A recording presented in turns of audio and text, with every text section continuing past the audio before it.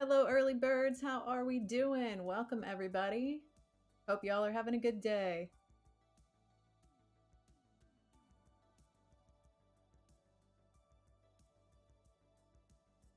Hello, Nick.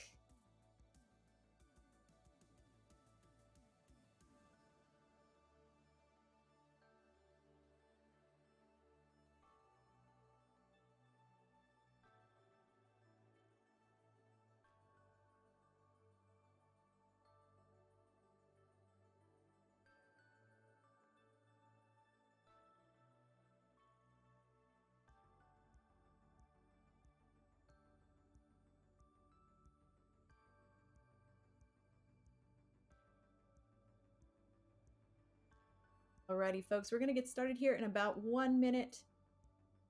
So stick around. We're going to learn about some Astro today. I hope y'all are excited.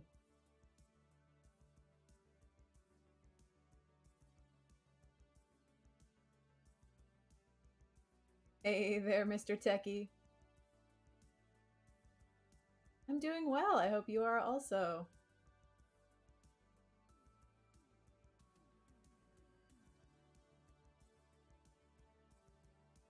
Oh, KT, I'm glad you're enjoying the rainy, peaceful day. Yeah.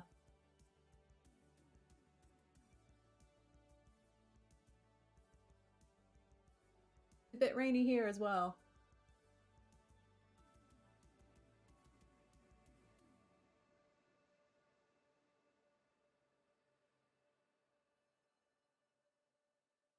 Hey there, Copper Lily.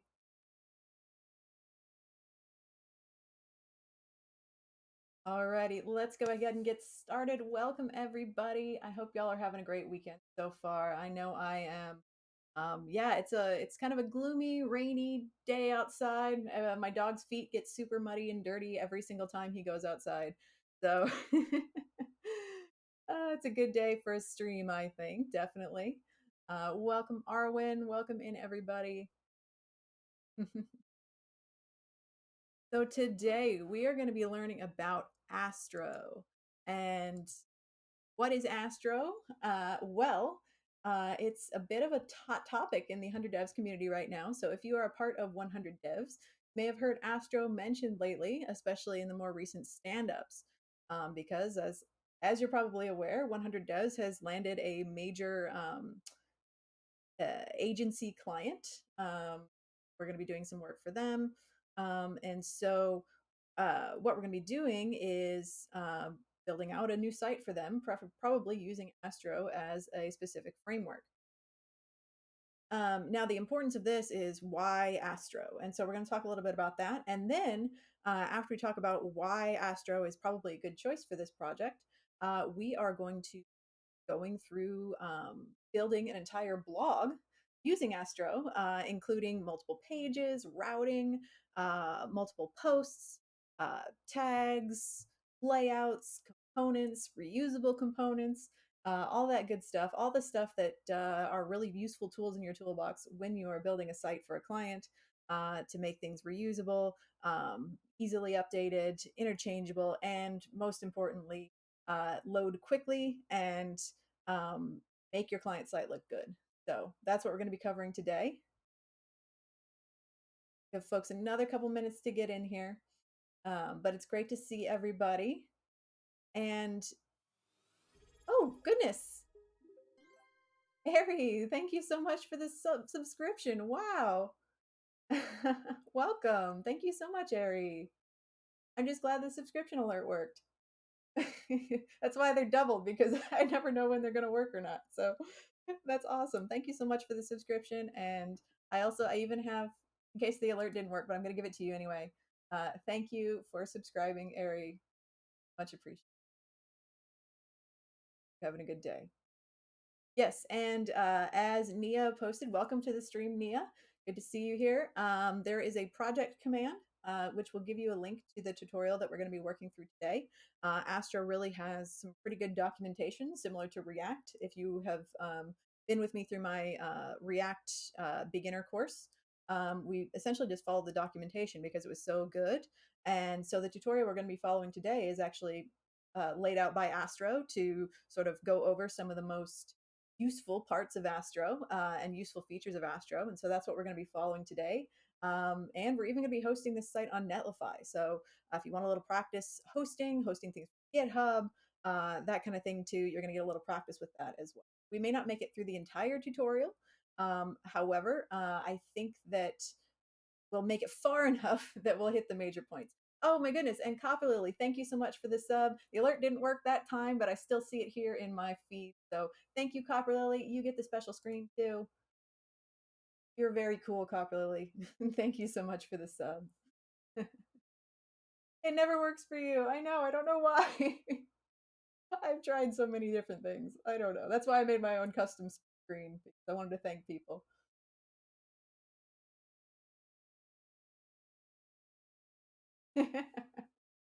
Love it. I'm glad you love it. All right. Hey, Ahmed. Good to see you. As says Astro the dog. Yeah, I'm not quite sure of the origin of the name. It's probably because Astro is meant to be faster for content driven websites. And as Ahmed asked, they say, what does it mean, content driven web? Well, um, when you think about it, some websites are very text driven.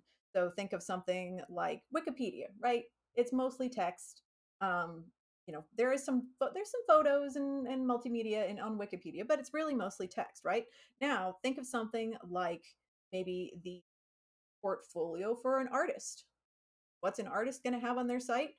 They're going to have a crap ton of high res images and maybe even multimedia, maybe GIFs or videos or um, very high res content because they want their art to be displayed true to life, the way it was actually created, not some, res or scaled down version. And so sites like that are very content driven. They should be content first, and that content should be fast, it should be accessible, it should just be seamless to the user when it's being displayed. And so Astro is really built for those kinds. How quirky. I'm glad you love Astro. Yeah, I've been seeing a lot of Astro lately, just in general, as sort of a real up and coming kind of a framework. And so I think it's important that we cover it here on stream, give you some level of familiarity.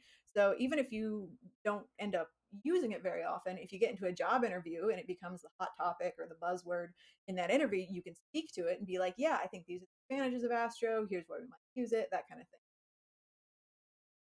thing. Mr. Techie, yeah, Astro is today. We're going to be building a blog with Astro. Yeah, Strain says, been looking at the possibility of moving my own personal portfolio to an Astro built site. Excited for today. Yeah, that's kind of what Astro is built for.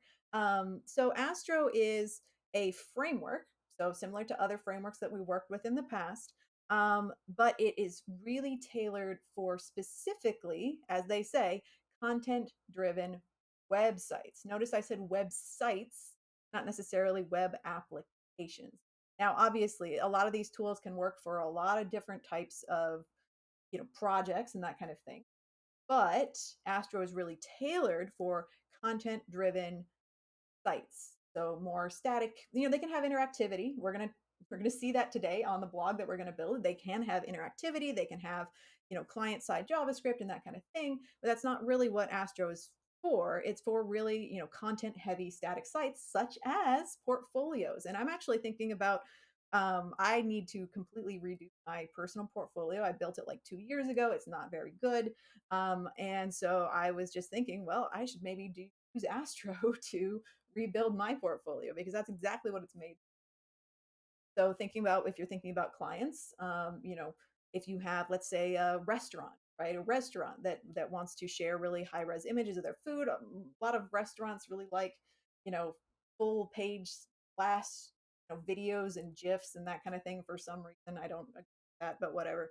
Or anybody that any of your clients that really want to show off a lot of images.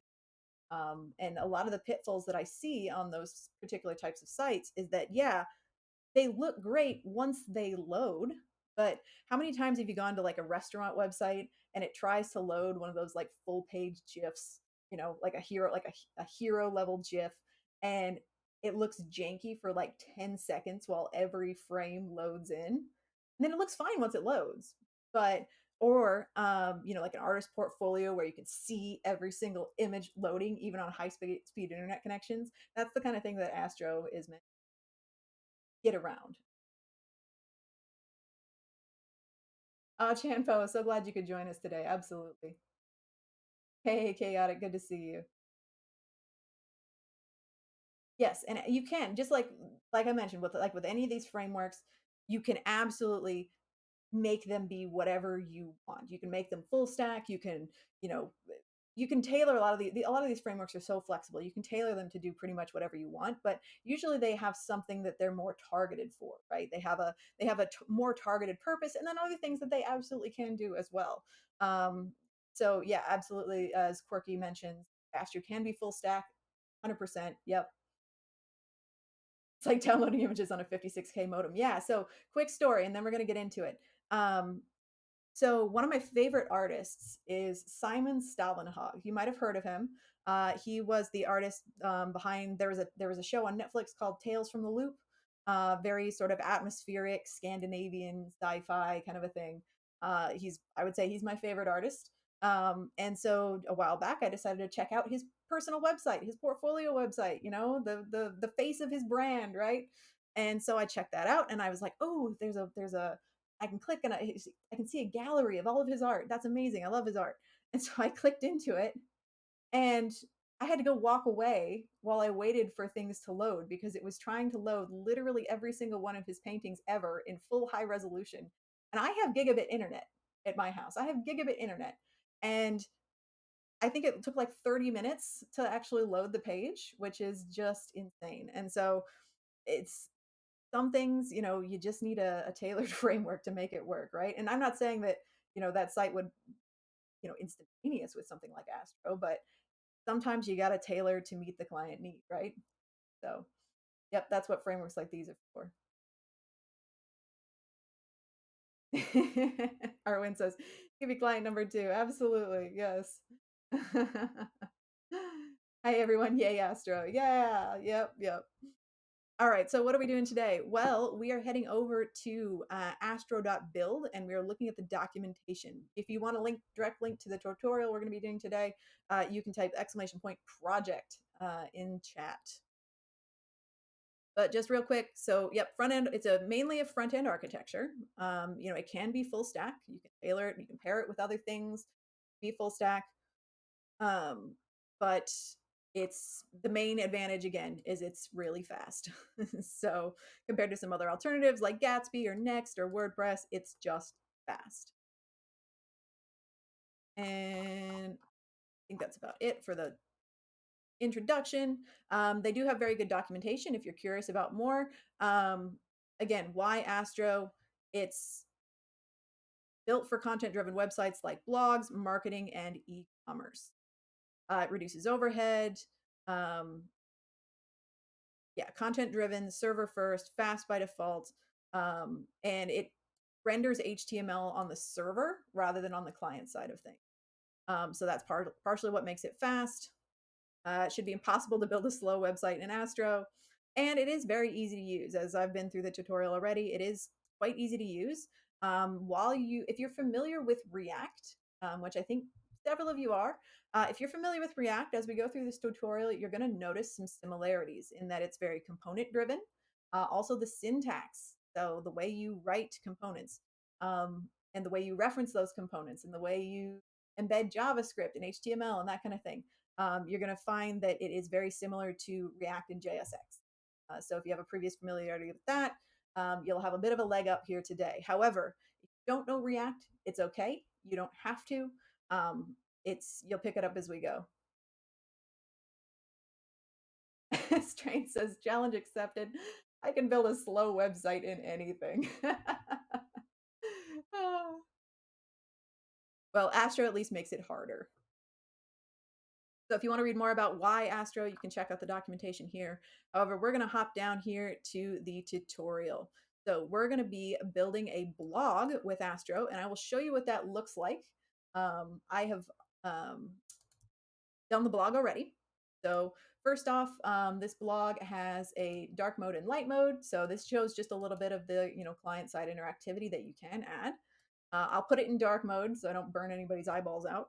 Um, but it's pretty standard. You got your headers, you've got your footers, homepage, you've got an about page um, with some markdown formatting here.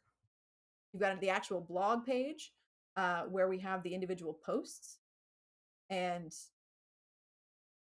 each of these individual you'll see that each of these individual posts has individual tags, which will be important in a second. We've got some images here, we've got text, usual stuff. There's really nothing unusual here. But what you should notice is how each of these pages kind of have the same format, right? We've got a very standardized format here. um, Everything is very uh, I guess brand oriented, right? So as to the extent that there is a brand to this blog, everything kind of follows the brand, and so that's showing off a little bit of how you can leverage things like layouts and reusable components. All of this stuff is generated from a single global CSS file, and then multiple reusable components that reference that CSS. Now, noticing the tags here, there is even a tags page where you can click on one of these tags and then see the blog posts that are referenced by those tags. So for each tag, it's only going to retrieve blog posts that match that tag. And this is really vital for things like a blog, where you want to leverage SEO and tags and content and that kind of thing to fetch the kind of content that you're using. All Too Swift says, my honest reaction, cool, great. Welcome to the stream, by the way, DBM Golan and Faux Machina. I like that username, Faux Machina. Does Astro have a cost? No, it's free to use. A lot of the things, well, basically everything that we talk about here on my streams is going to be free, or at least have a free tier. So if you're wanting to follow along with my projects, should be able to without paying any money. And that's very important to me. I don't want you to have to pay any money. You should be able to build stuff for yourself and your clients without paying, unless you want to, do things like get custom domains and all that. Really, everything that we're going to talk about is going to. Alrighty. Any questions before we get started?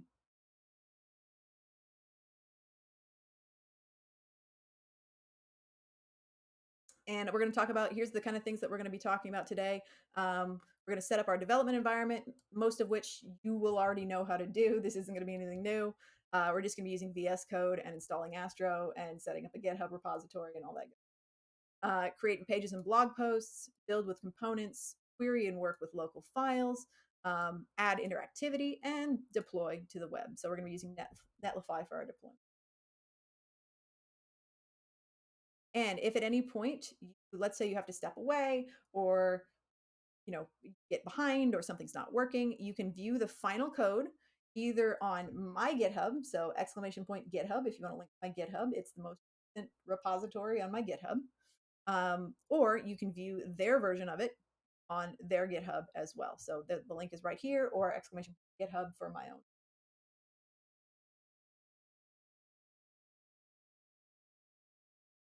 Ahmed says, how does routing work in Astro? Is it like React? Wondering.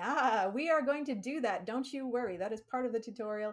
I think you'll find that routing in Astro is actually incredibly easy. It is, I was surprised at how easy routing is with Astro. It's easier than React, I would say.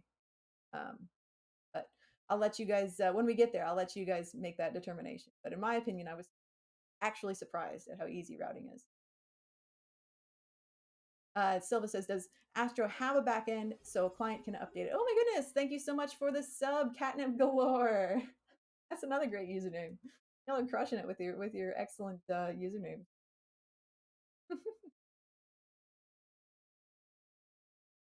Zoe says, how do they create those terminal animations they use in installation? We'll see what Zoe is referencing there in a minute. I don't know. I don't know how they do that. It's pretty cool though. We'll see what those animations look like in just a minute. Silva says, does Astro have a backend so a client can update it? You can build a backend for it, yeah. All right, so let's go ahead and get started. Also, at any point, if you haven't been on one of my streams before, if you have questions, feel free to ask. I will answer them. Usually, I might have to get to a point where I can pause first, but then I will answer your question as long as it's on topic. And also, if you would like or want closed captions, you can hover your mouse uh, over this side of your screen right here, and you should see a little closed caption icon pop up. You can click that to turn on closed captions if you want or need them. All right.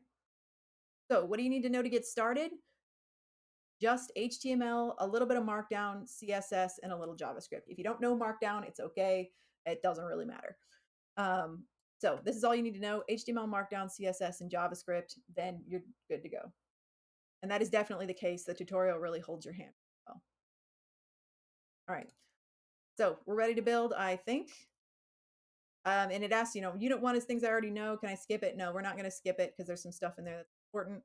And then if you want to learn more, there is an Astro Discord server, which you're welcome to check out.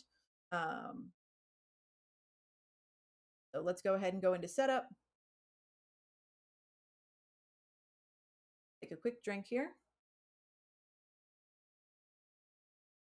Now, can you all see the text on the screen well enough? I don't know how much more I can zoom in, but can y'all read this okay?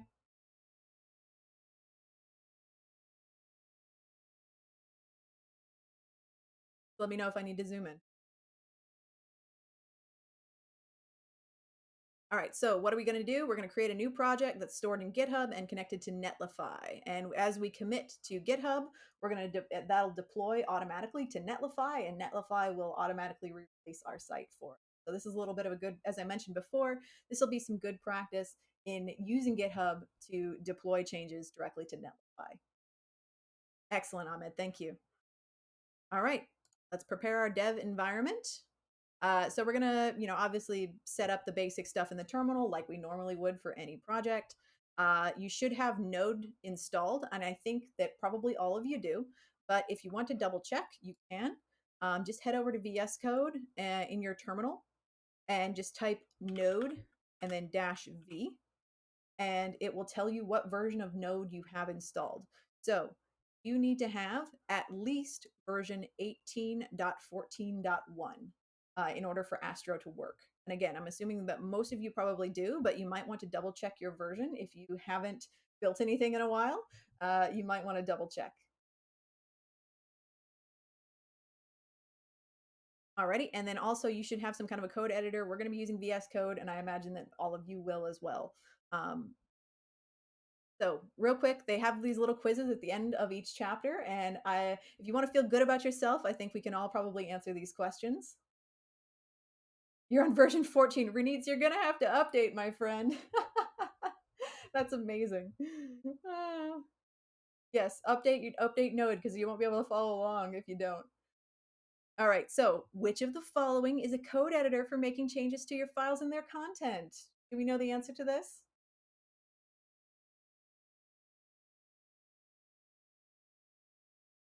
Hey, H. Mendoza, good to see you. Hey, Kai, good to see you as well. All right, but this is just a warm up. I know you know the answers to these, but it's just a warm up. You just be watching. Okay. Update Node though when you get the chance. VS Code, yay! You got it right. Good job. Online version control provider for your repository.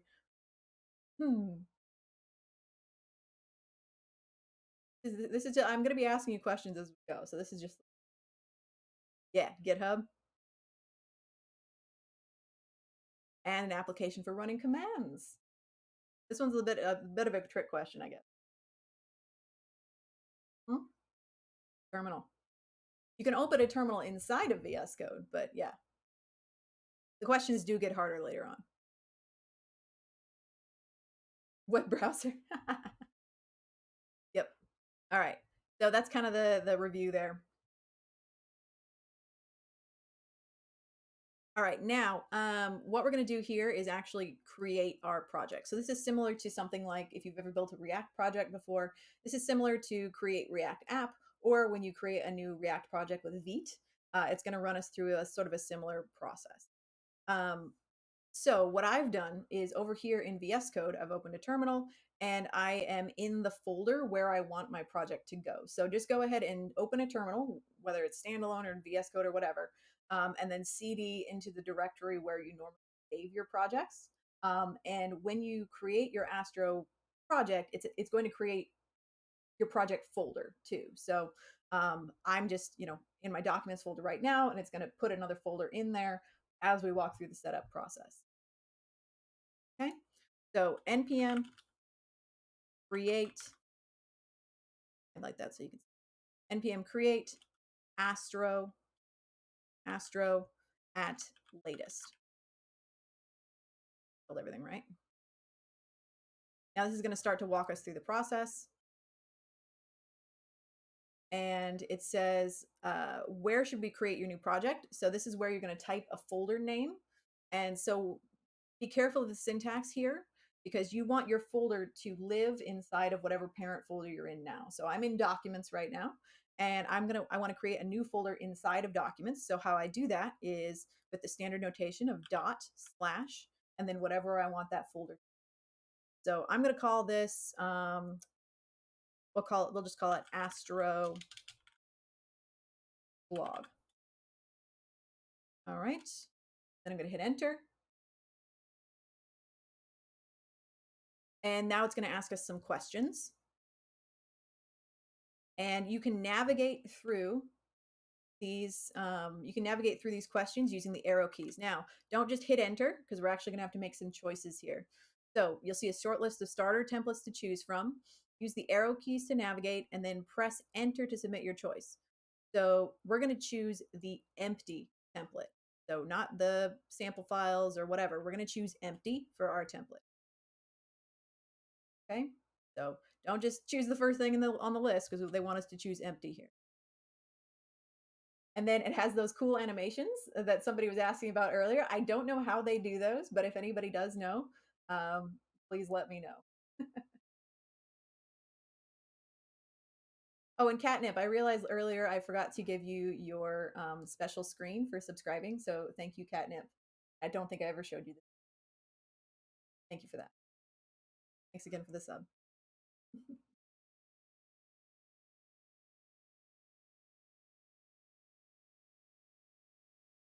Time Enjoyed says, "Are you going to initialize Git inside?" By the way, hi, Time Enjoyed. Good to see you.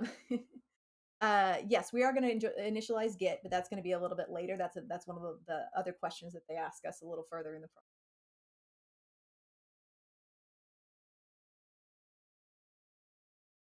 All right. So empty template, and then would you like to install dependencies? So we'll say yes. So you can either hit enter or type the letter Y.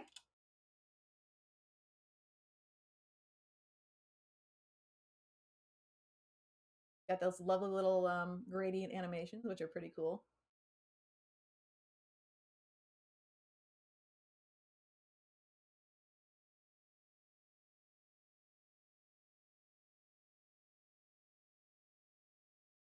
All right, now it asks, do you plan on writing in TypeScript? We're going to say no. We're going to just be writing in JavaScript today. However, if you want to do it in TypeScript, I'm not going to stop you, but the tutorial just uses JavaScript. We're going to say no. TypeScript is supported in Astro by default, as the little text here says, but you're free to continue writing in JavaScript instead. Now, this is to get to time enjoyed questions. The time enjoyed question. They said, do you want to initialize a new Git repository? And yes, we do.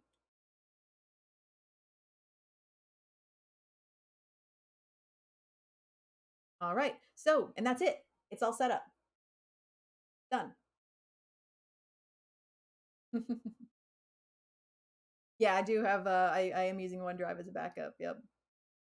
It finally, it nagged me enough. I did it. All right, so you can enter your project directory and just change into that folder. I'm going to just go ahead and open it here.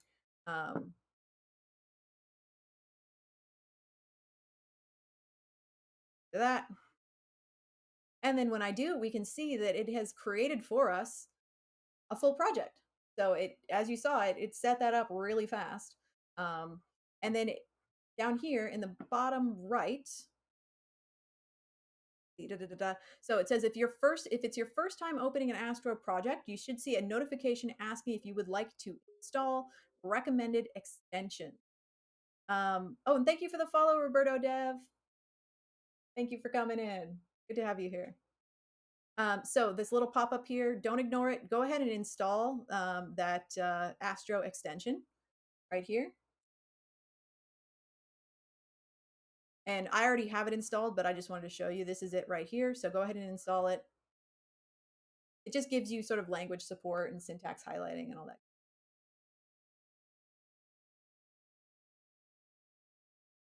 Just syntax highlighting and auto completion. All right, so now let's open the terminal again. Hey, Roberto. Good to have you here. Hope you're having a good day. All right, so now make sure that you are in your project folder like we are here. And let's go ahead and test our dev server. So let's see if we can run this thing. And just like you would with a React project or anything else, go ahead and just say npm run dev.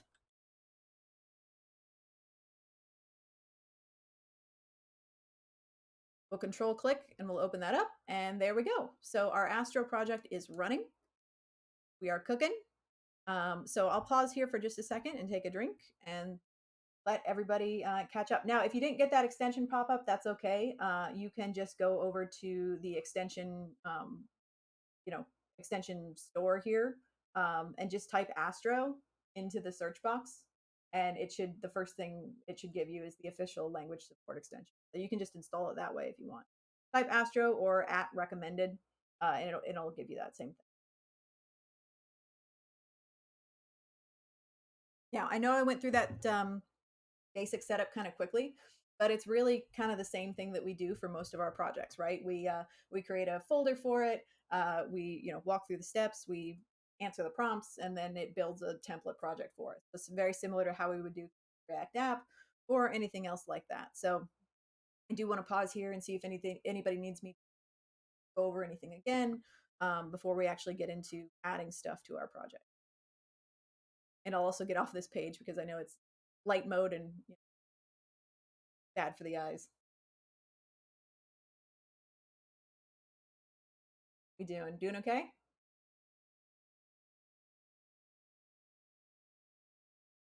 Also, too, if you're wondering where we're at in the tutorial, opening the tutorial tracker here, we've gone through section 0 and we're a quarter of the way through section 1. We are on 1.2 in the tutorial if you're catching up to us.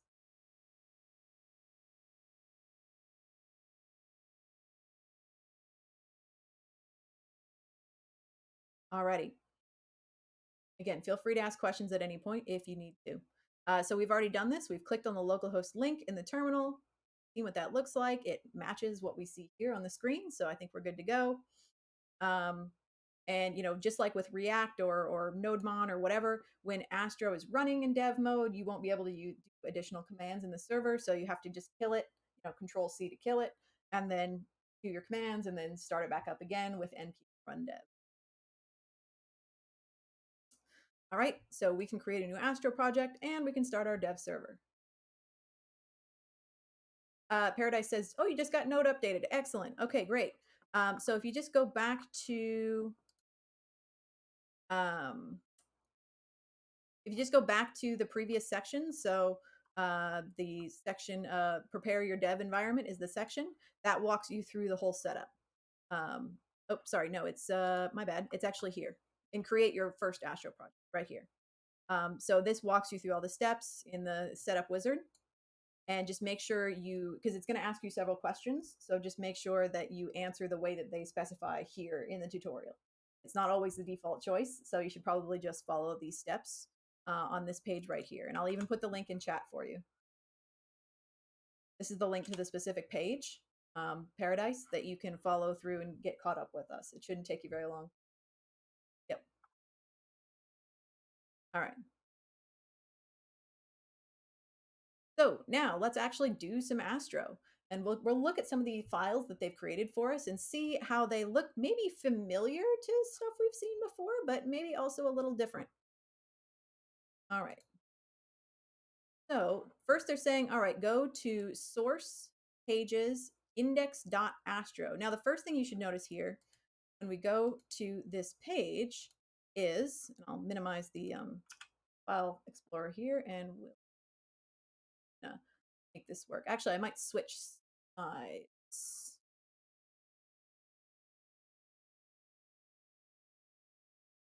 There we go. So you can see the better. All right. So the first thing you should notice here is that the suffix to our file name here is literally .astro. So with something like JavaScript, we would say .js, right? Or .html, .css, or with React, we would probably use .jsx, right? That's formatted for React. Now, Astro has its own format called .astro. Um, ooh, posture check. All right.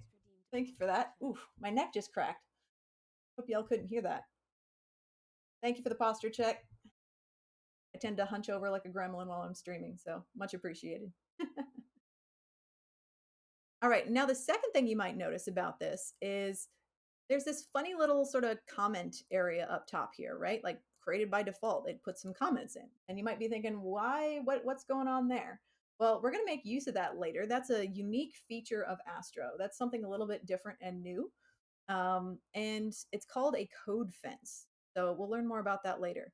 But the rest of the stuff on the page here looks pretty standard, right? We've got our HTML header, we've got our body, it's got an H1 in it. Nothing too crazy so far. Now, what do we think this might be doing? What are these? The only thing that kind of stands out here are these little curly brackets. Now, from if you're familiar with something like React, what do we think this might be doing? You don't have to give me specifics, but just in general, what do we use curly brackets for when we're dealing with a language like this?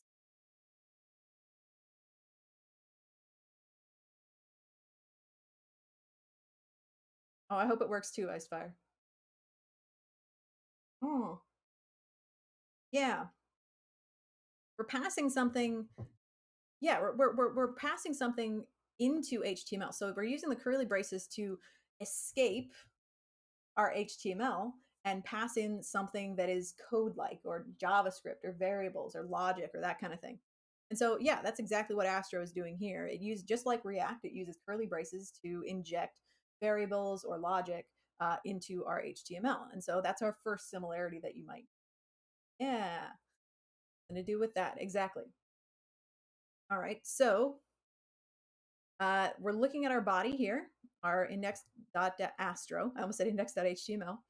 And we can make a change just like you would in a regular HTML page. So the first thing it's asking us to do is just say my Astro site, and ta-da. Now we can see that just like with NodeMon or similar tools, it's automatically updating our files as we save them. So if I were to head over back to our little page, we could see that that's been updated automatically. Perfect. So if we look in the browser, we can see that updated to the new text. Awesome. That's really all there is in this section. So still a little bit of review if you're familiar with similar languages like React or that kind of thing. Um, Now let's actually get this uploaded to GitHub. So you might have noticed that during the setup, it asked us, do we want to go ahead and put this on GitHub? Or on, sorry, we want to go ahead and create a Git repo for this. And we absolutely do, and we have. So there's a local repo created right now, but what we want to do is then sync this to GitHub, which many of you also already know how to do. We want to put it on GitHub because we're going to host it on Netlify, and we want GitHub to be the source for our Netlify page. So that's what we're going to do next. All right, so go ahead and create a repository. Again, I'm going to assume that really everybody here knows how to do that, but I'll go ahead and do it too.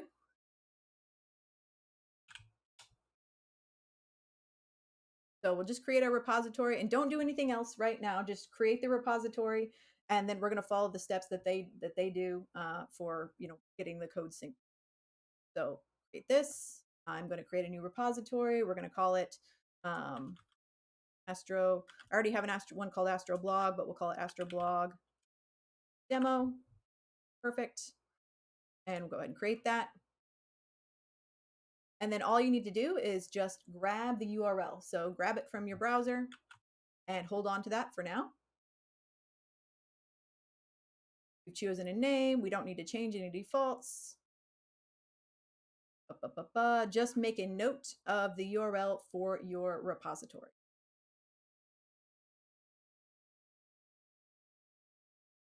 So it says it never works when I try to sync from terminal. I got to do it manually. Yeah, and that's fine. That's actually how the tutorial does it. So no worries there.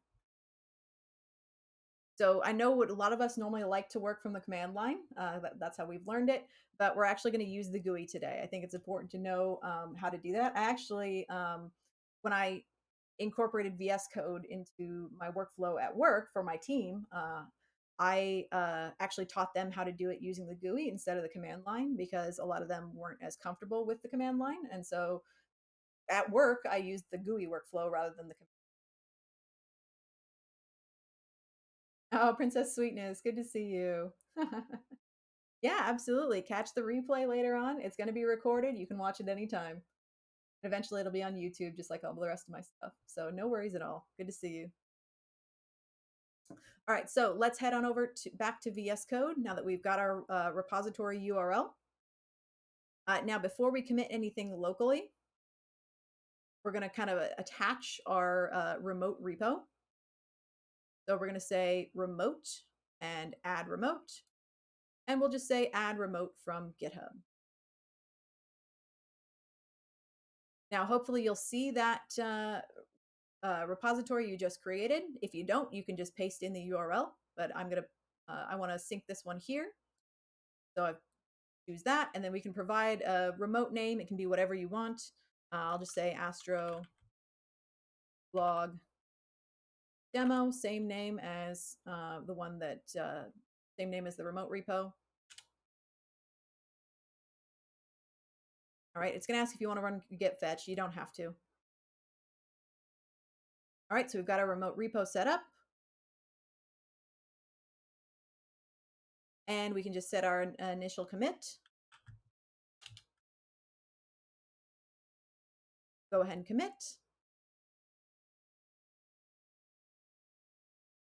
Oh, and it also, sometimes it doesn't want to commit the index, so we'll just have a second commit there.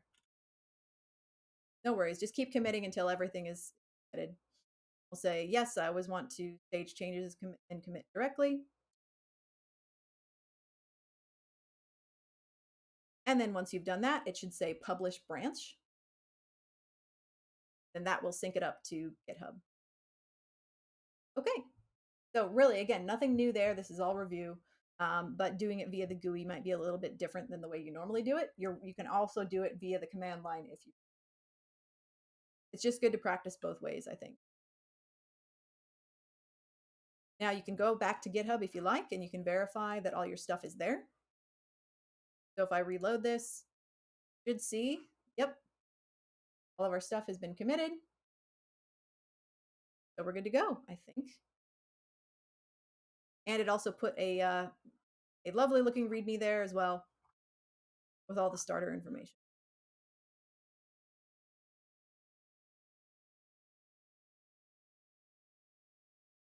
All right, I have stored my project on GitHub. All right, I'll take a quick pause here. Again, I know I went through that kind of quickly, but it is review for many of us here. Pretty familiar with creating repositories and syncing local repositories to GitHub repositories at this point. But do feel free to ask a question if you got hung up at any point. And there is no such thing as a stupid question or a silly question. Because if you have that question, then other people probably have that question. And so thank you for being brave enough to ask it. So I'm going to take another hydrate here and feel free to ask a question if you have it.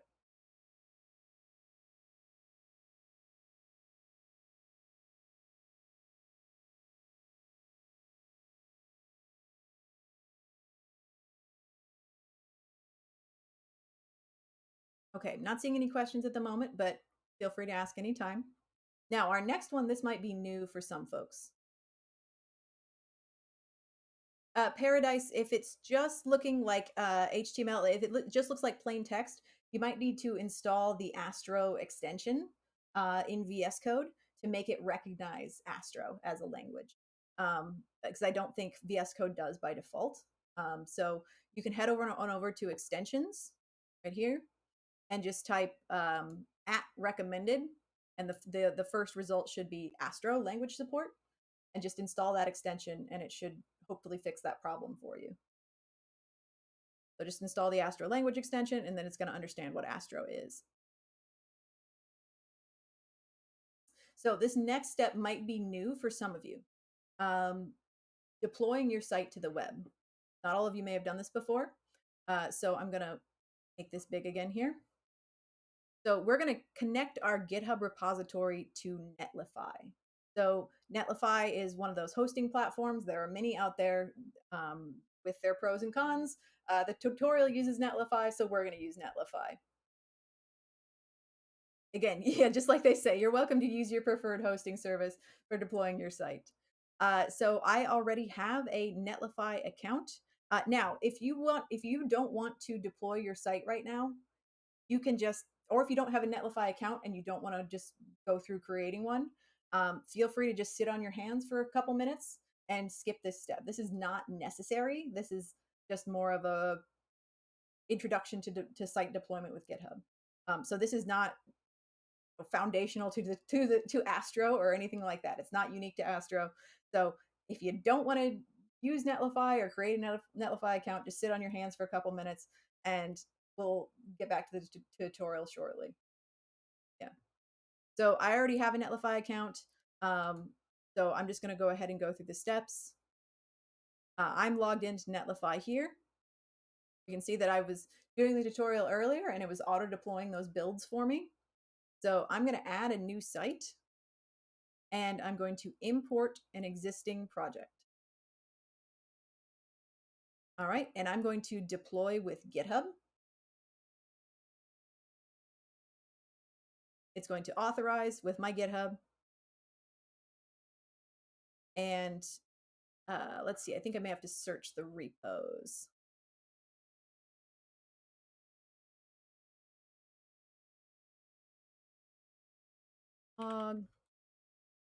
Demo. Okay, not found. Interesting. See if I missed up here.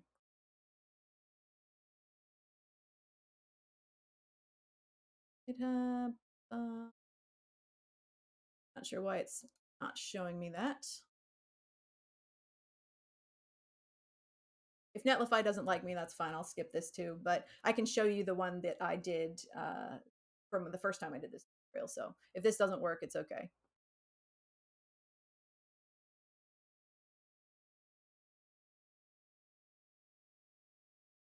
Try one more time, but I'm not going to spend too much time on it.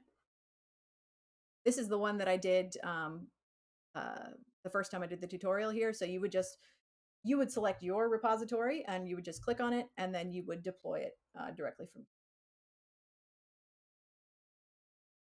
So I can show you what that looks like. I'm not going to mess with this too much. It worked once for me already. So, all right. So I'm going to go back to my overview here and just show you. Essentially, this is what it looks like when it does a deploy from GitHub. Tells you the site's deployed. It shows you all the deployment information. It shows you that it's deploying from a commit. Oh, thank you so much for the follow. It's Tia. Thank you. And you can use this page to essentially see how your deploy looks. And if you want to see then how your site looks, you can actually click on the link here and see it. And here it is. This is hosted on Netlify, so this is public. So if you were to go to this URL right here, you would see the same thing that I'm looking at right now. This is not localhost. This is hosted on Netlify, and it has all the same features as the localhost version. Okay. Oh, and Arwen says that theirs didn't show either. They had to go to GitHub and allow Netlify to see Astroblog itself. Okay. So yeah, thank you for that, Arwen. You might have to go to GitHub and specifically authorize Netlify to actually see that repository. Again, not necessary, but just more of a good thing to have. I don't recall having to do that when I did it, but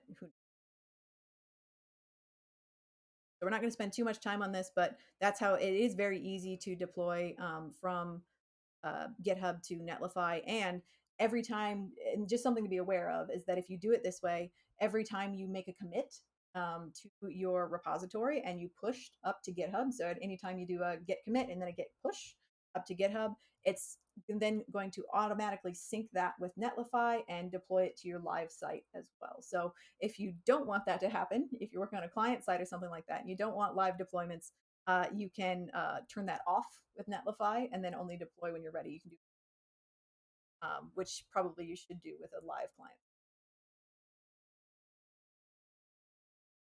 Arwen says, I think it's because I didn't give Netlify carte blanche. It was restricted to repos that I specified. Okay, that's fair. That's probably a better idea anyway.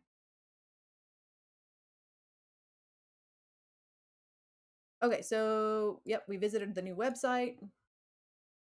And all right, quick quiz here. You want to update the homepage of your existing website. What steps do you take? Number one, do you open a terminal, run create Astro, and then visit your Netlify URL? Option B, you change a setting in your Netlify app, then fork a new Astro project on StackBlitz. Or C, I make an edit to index.astro, I commit and push to GitHub, and then Netlify will handle the rest. So A, B, or C, which one?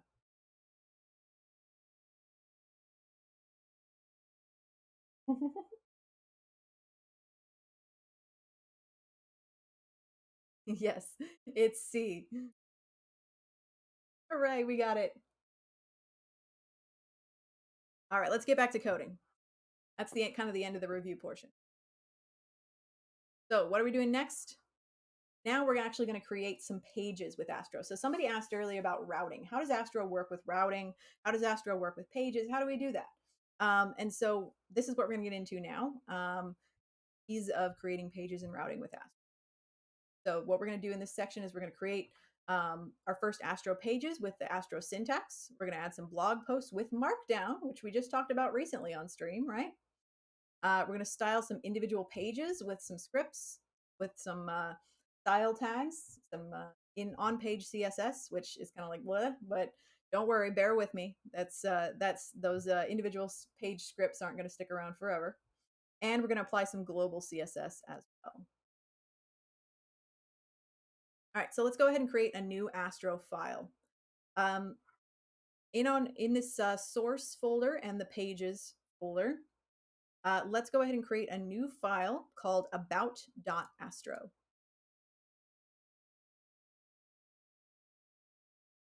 Okay.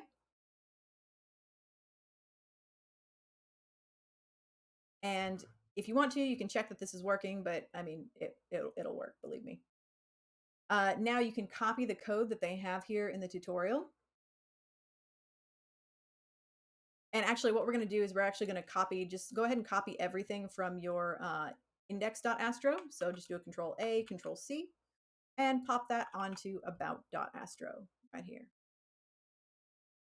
And then replace the contents of the body with what they have on the page there. You can click the copy button, or you can highlight it and copy it.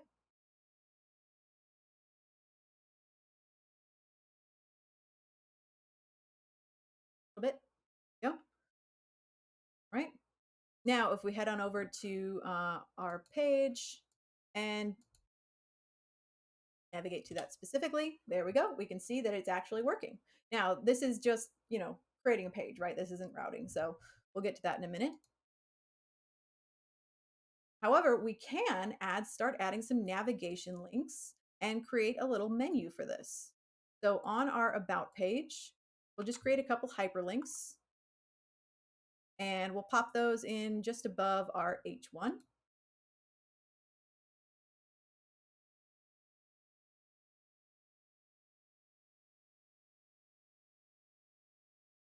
Catnip, so after you installed Astro Catnip, did you CD into your did you actually then open the folder that it created for you? So Catnip, you were in a parent folder, you installed Astro, it asked you for a folder name, right? And then you need to then in VS Code actually open that folder and make sure that you're in there, because it could be that you're just in the wrong. That's a very common mistake. I've done that. I'm sure many of the folks here in chat have done that as well. So now we have a couple of hyperlinks, and we're going to hook these up, do some routing, and actually make it route to those particular pages.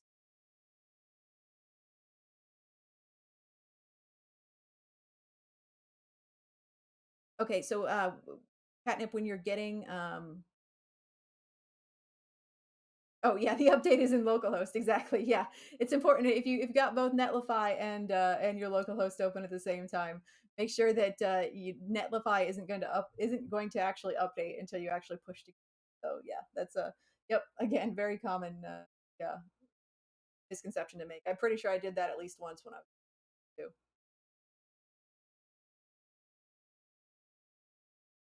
Okay, Catnip. So when are you getting that? Couldn't find Astro in Workspace. Um, when are you seeing that error? When you try to run npm run dev?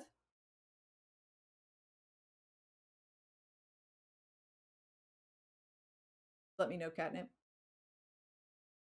Um,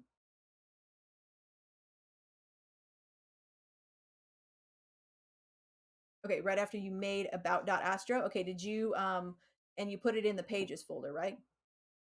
So you're in your layout looks like this and you put it in pages.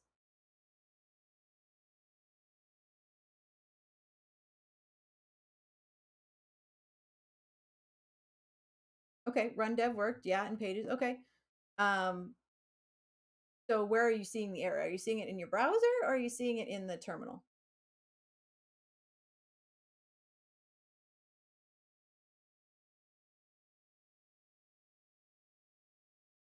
In the terminal. Okay, so you were able to see the index page in the browser?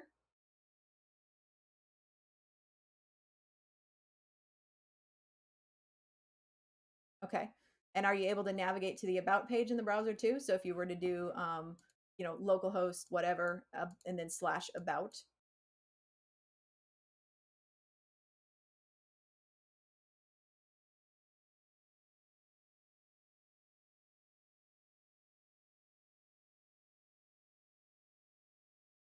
Okay. Well, then you might be fine.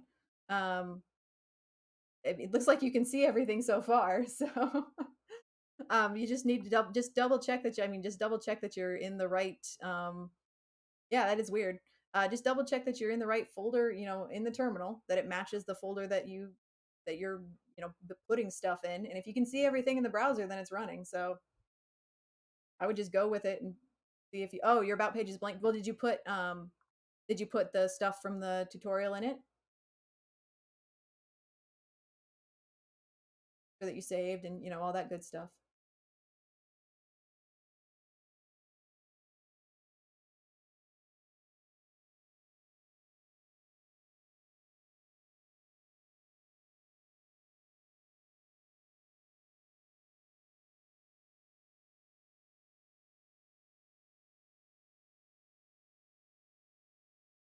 Oh, Paradise says they got the same error. I'm restarting VS Code to see if that resolves it. I think Paradise, you mentioned that you might have gotten some errors when it was trying to install some dependencies. Yeah, it's working. Okay, well then, Catnip, if you're cooking still, then I would roll with it and see if anything else pops up. If it does, pop up, something else pops up, you can always just restart VS Code and try, opening that folder directly from a fresh the VS Code, and then do npm run dev and see if you kind of get reset. That's what I would try. I mean, when in doubt, right? Just turn it off and on again. I mean, isn't that the rule of the IT crowd? Is that if something's not working, just turn. Have you tried turning it off and on again? Is always my answer. So it worked for Roy and Moss. It should work for us as well. All right, so we've created our hyperlinks, right? And so now let's look at that in the browser. Oh, good. Okay. So Paradise had to restart their VS Code. Now it's working. And so theoretically, hopefully, you should be able to as well. So I'm going to save this. Now I've got my navigation links up here at the top of the page, like so. So I'm on the about page right now. Now watch that. Look at this. Did you see that? Look at that. So let's think about this for a second. What did I do here? All I had to do was create two anchor tags with hyperlinks in them and, with like slash and then slash about, and then they magically turned into routes.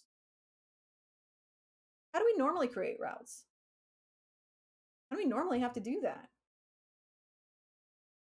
Normally harder, right? When I'm building an app and doing routing, right? Yeah. We have to, build a router. We have to go through the back end. Or if we're using React, we have to install a React router DOM, right? We have to add some additional, you know, stuff. But with Astro, it's just as simple as saying, hey, I want a hyperlink and this is the route that I want it to go to. And Astro is smart enough to know that if I put something in this file right here called pages, we have our pages, folder here. If I put something in this pages folder, it is a page for my site. And all I need to do is make sure that my route here, my route, href matches the name of the page I created. And then Astro is smart enough to link those two together and say, yep, I'm pretty sure you want to route to this particular page. So I don't know about you all, but I thought that was pretty cool. Because I really dislike doing routing. It kind of sucks. And so I was happy to see that this is so easy. Just drop it in the correct folder, and then you create your hyperlinks, and bada bang, you've got a route. Yeah, it is pretty cool, right? Like it a lot. So it says, and it even has a little note here too. It says, unlike many frameworks, Astro uses standard HTML anchor tags to navigate between pages, also called routes, with traditional page refreshes. So all you need to do is set up your anchor tags, and you've got a route. All right, so let's go ahead, and they have a little try it yourself thing here. So we're going to add a third page called blog.astro, and then create a route for it.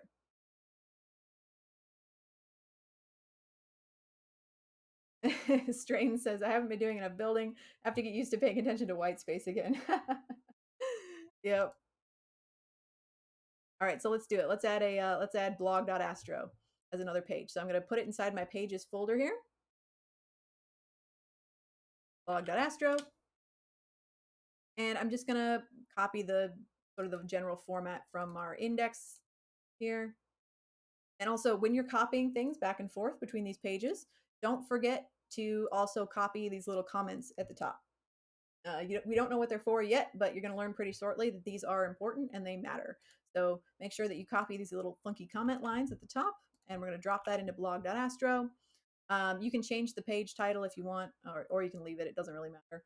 And I'm just going to change this H1 to say blog, so we know that we're on the correct page. Blog, save that. And then we'll go ahead and update our routing. All right, so if I want to route to my blog page, what should be inside my anchor tag here?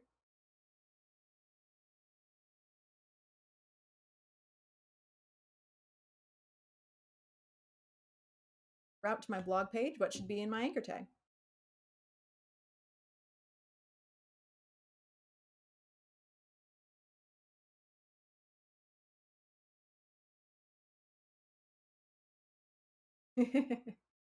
Trying to say slash blog. Yes, exactly.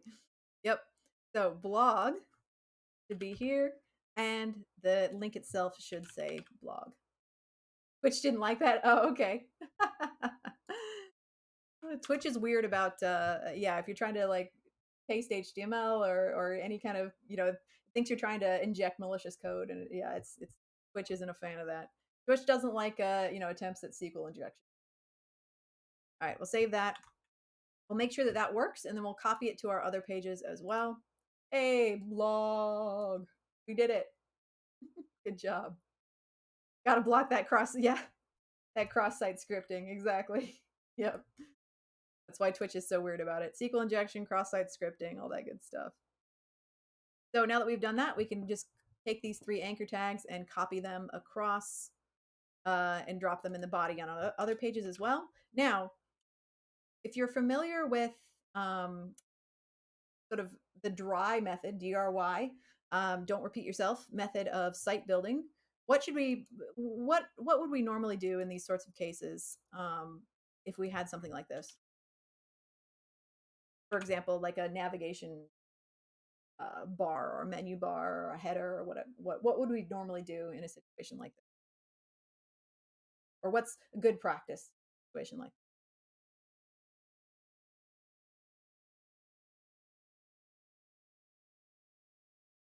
Yeah, we would do some kind of a partial or a component. And what we mean by that is creating just a little reusable chunk of the UI that we could use over and over as many times as we want to. And it's all fed from a single file. So you update the file once and it updates that navigation or header or whatever on every single page of our site because we're referencing the same component everywhere. So just keep that in your head because we're going to do some refactoring a little bit later on. But yes, that's generally best practice is not to copy the same thing 3 times and have to update it separately on a page, but to create a single point of truth so that you only have to update it once.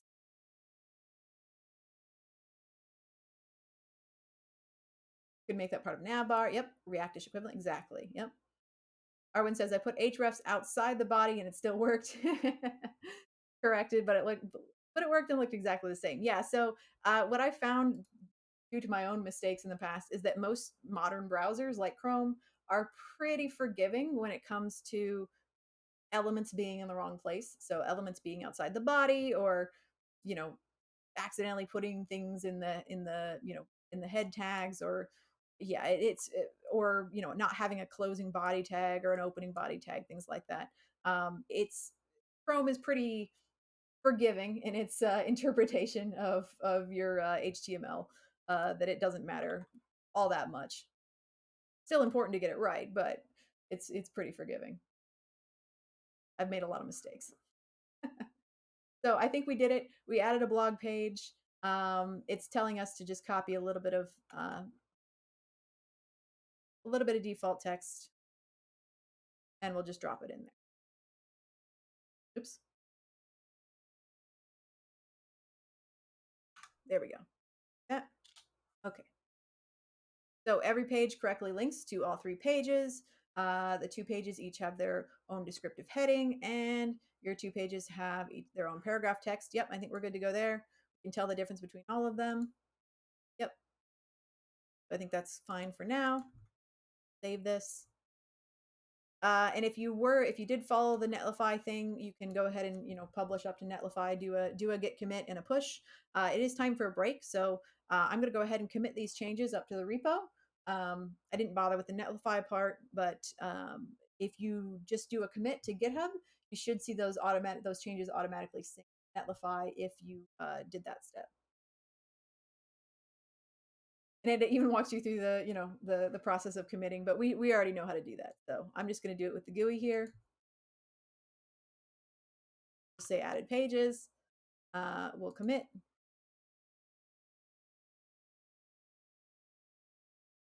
Yes, we absolutely take them. Yep. Not always perfectly on time, but try to at the top of each hour.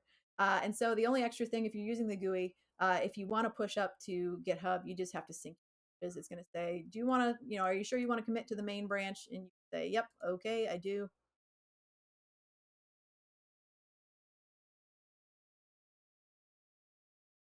All right, there we go. So we are all committed. We're good to go. And so this is a perfect time to pause for a break. Oh, thank you so much for the sub. Tomorrow 026. I have a special screen for you. Thank you, Tamara. You're very cool. Thank you so much for subscribing. Feeling the love today. Gosh, you guys are you guys are subbing left and right. I always love it when I get to show off my little sub screen. So thank you for that, Tamara. Much appreciated. I hope you're having a great day. All right, I'm going to check these little boxes here.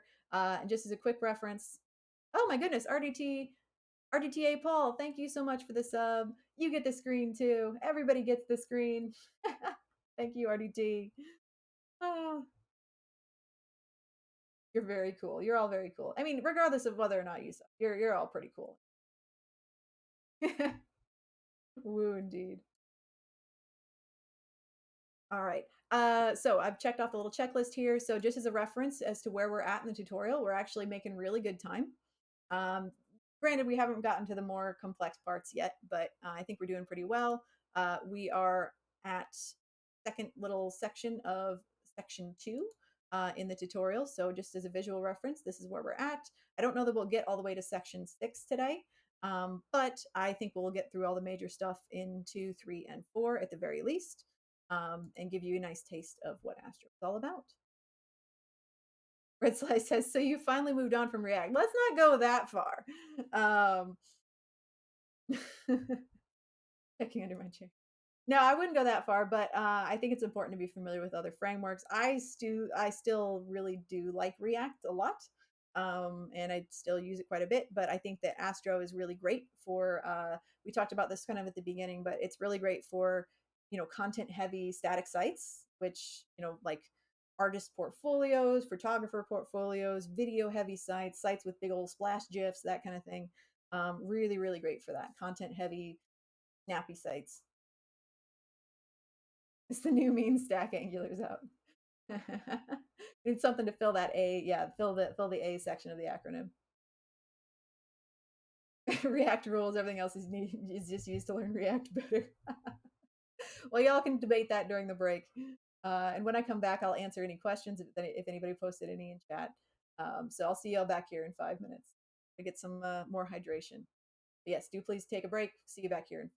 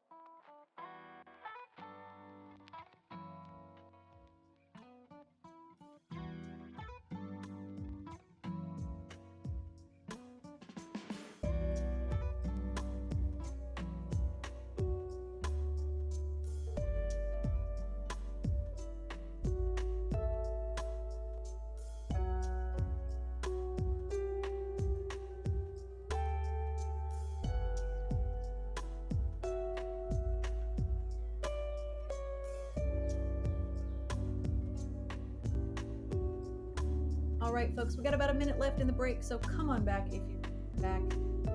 Go ahead and get yourself a glass of water, use the restroom, whatever you got to do. Pet your dog, pet your cat, pet your significant other with their permission, of course, and then come on back. And Tracy, I see your sub. Thank you so much. I'm going to give you the special thank you screen as soon as we come back from the.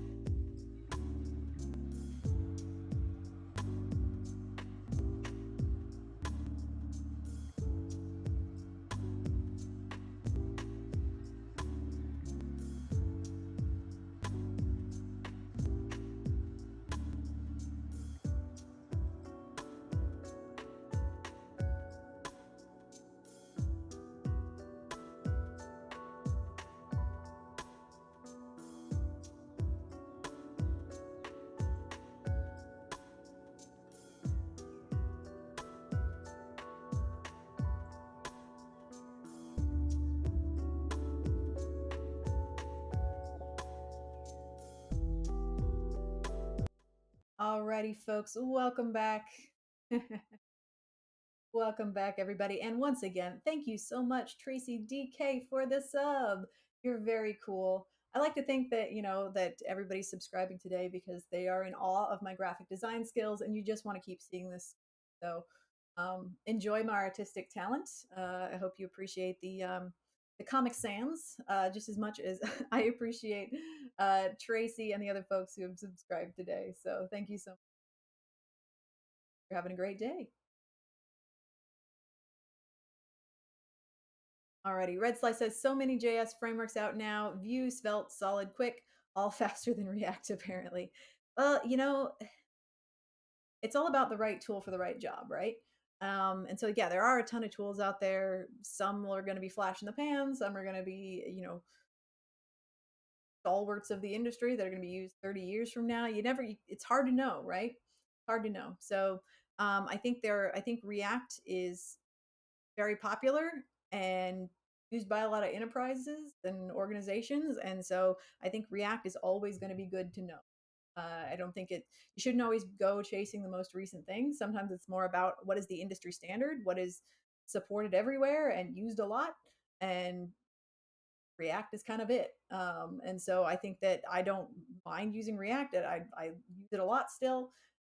This just because we're doing Astro today doesn't mean I'm going to be, doing everything on Astro from now on. But I do think Astro, as we talked about, Astro certainly has a place for content heavy sites that need to load quickly. React is the only tool I know. Arwen says, React is the only tool I know. Therefore, it is the best. To Carpenter, everything is a nail. Hey, if it works, I mean, I could hit a nail with a baseball bat too, right?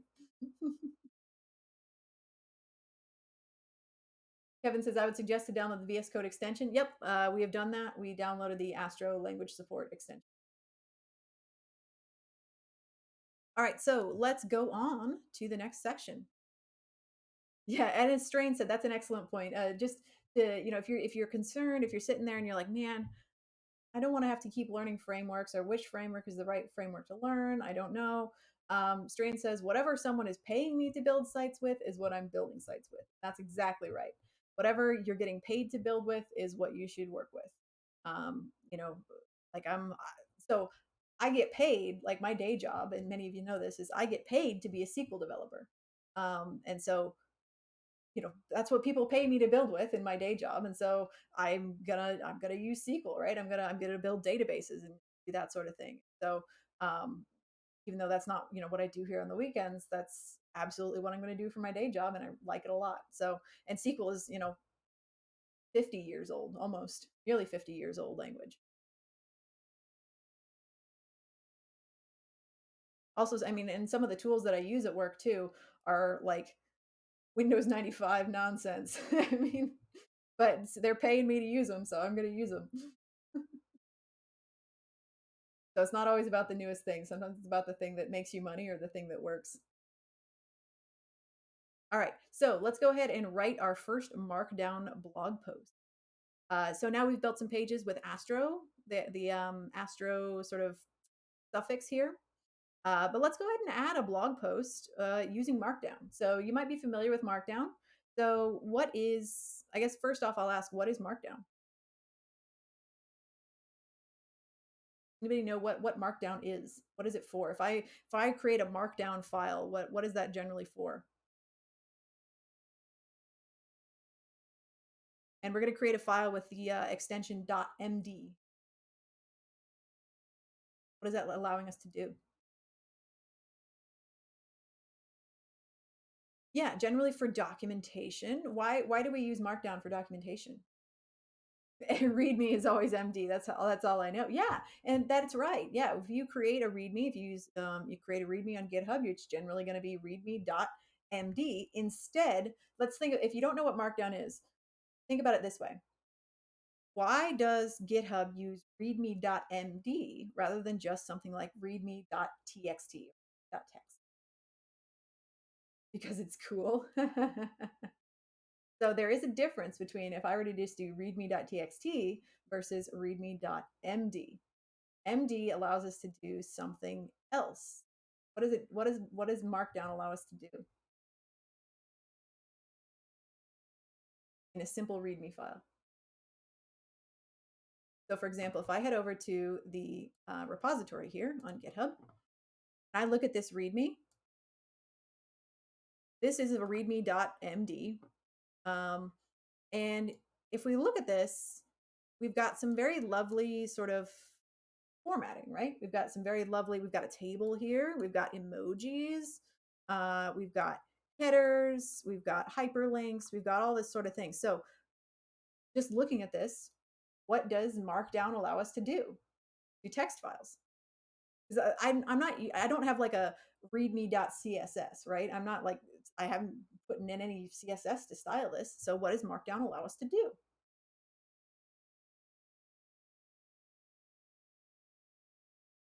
Versus a plain text file. Yeah, it styles text. Markdown allows us to style text inside of a text file. So there's no additional styling needed. You can use symbols, basic text symbols, to generate stuff like headers or emojis or hyperlinks or that kind of thing directly in the text file itself. So we're going to see that. Oh, hello, Icon. Good to see you.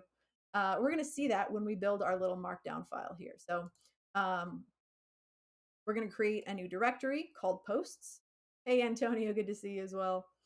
We're going to create a markdown file inside of that. So we're creating a subfolder here called posts because inside of posts, that's where we're going to put several blog posts. So that's all of our blog posts are going to live in a single separate from the rest of the pages because we want to have like our big like navigation site pages, and then our blog posts are going to be like a subset that we can access from our blog page.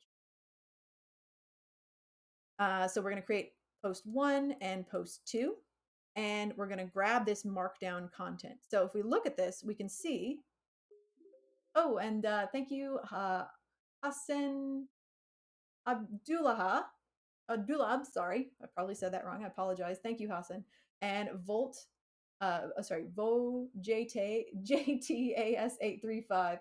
Thank you both for the follows. I appreciate it. I hope you're having a good day, and it's good to have you here. All right, so if we look at this markdown file, we can see that they're using some symbols here, right? So we can see that they've got this sort of hashtag symbol here, pound sign, whatever, depending on how old you are. And the double pound sign here. We've got some wildcard characters here. And all of these are markdown formatting. So once we copy and paste this into a new file, and the underscores here, once we copy and paste this into a new file and we open it in the browser, we'll see how that markdown gets applied in the browser as HTML. It's kind of cool. You use markdown symbols in a markdown file and you pop it into your Astro project. When we go to the browser, we'll see that it actually renders out as HTML automatically.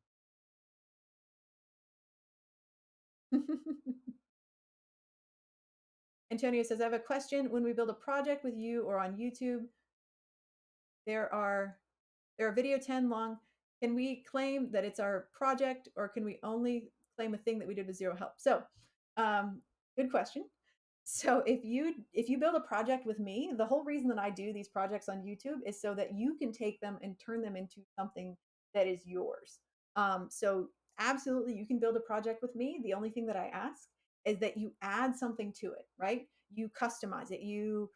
I don't know, you add pages, you change the content, you make it into something that's personal to you. And then absolutely, you can claim it as yours. It's yours. You built it, right? You built it with me. It's sort of like a group project, right? It was a, did, pair programming or whatever. Um, just make it personal to you in some way, changing the content, changing the styling, adding pages, adding functionality, that kind of thing. And then it's yours. Yeah, 100%. You aren't, stealing from me. All of my GitHub repositories are public for that reason. If I didn't want you to code along with me, I would make them all private, right? But that's why they're all out there for anybody to fork or star or whatever. But I appreciate you asking. Yeah, just do something personal to it, and then yeah, put it on your portfolio, whatever. Kevin says, I remember someone asked why use Markdown. Developers like to write in Markdown, and that's it. Well, I mean, it is faster, right? If I have a README file, like on my repository, this looks a lot better than a plain text file, right? Because a plain text file is going to be harder to read. It's going to be harder to tell what the sections are. It's not going to be as descriptive. But if I can add Markdown to it, then I can make it automatically formatted much better without having to write a bunch of raw HTML. So to me, Markdown is a lot faster than if I just want to format some text rather than dropping in a bunch.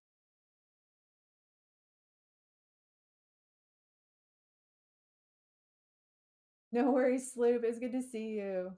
Oh my goodness, Sloop! Thank you so much for the sub. You get the special sub screen. Woohoo! Thank you, Sloop. You're cool. Have a great rest of your day.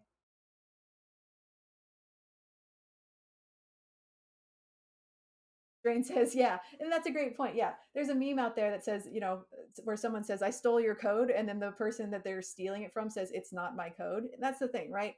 What's original anyway? There's not very much out there that's original. Antonio says, what if on an interview they ask, did you build it? That's what we should, then what should we say? Did you, I mean, you were watching my stream and you were coding, right? You built it. Yeah, you built it. I mean, why is that? That's not a question. You were watching me and just built it. We pair programmed together and you built it. As long as you have added something of your own to it and you can speak about the code, right? You shouldn't just be like, oh, I don't know what any of this does, right? You should be able to look at the code and talk about the elements and why they work and what they're for. And you should be able to speak to any features that you've added or what the features are there for and that kind of thing. You should be able to speak about it intelligently. And then, yeah, it's yours. You built it. Yeah. And a lot of the times as a developer, I mean, I work as a developer, right? At my day job. as Strain says, like most of the time I am not building things from scratch. I am pulling things from old projects. I am straight up copying from my coworkers because let's say my coworker did the same thing last week. I'm going to be like, hey Dave, where did you save that file? And he's going to be like, oh, yeah, it's here in my directory. And I go over there and I literally copy and paste what he did and I change some values and that. I mean, that's what you're going to be doing most of the time. So that's just practice for actually working as a dev. As long as you're not like, trying to sell something that somebody else made, right? As long as you're not like falsely, saying, "Oh, I am 100% original," like and then trying to make money off of that, off of somebody else's idea that they're trying to market to. I mean, it's all about the ethics of it, right? I am telling you right now on my stream that you can use any of my projects for whatever the heck you want. So that's license for you to go do whatever the heck you want with them. Versus if I were to say, please don't use my code, then I would expect you don't use my code. But I am telling you, go use my code for whatever the heck you want, and so therefore you should take that as license to go use my code for whatever the heck you want. Yeah. Also don't strip copy paste. Exactly. Yep.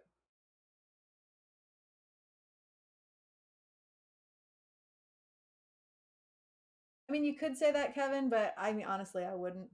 I would just be as long as you can speak intelligent to the features. I wouldn't even say I started with a tutorial. As soon as you added stuff, then you made it your own thing. So I wouldn't say that.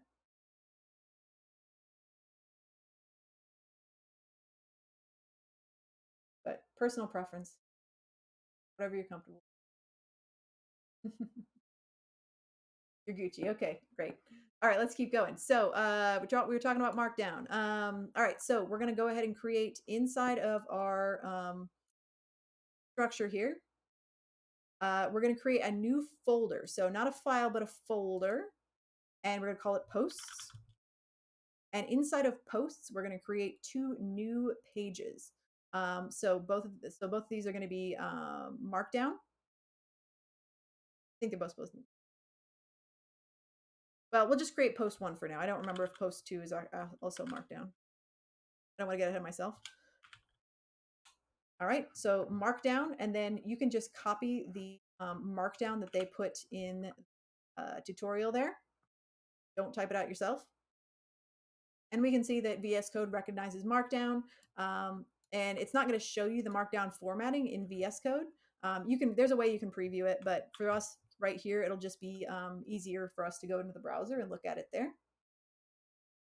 All right, so let's head over to the browser, and we're going to head to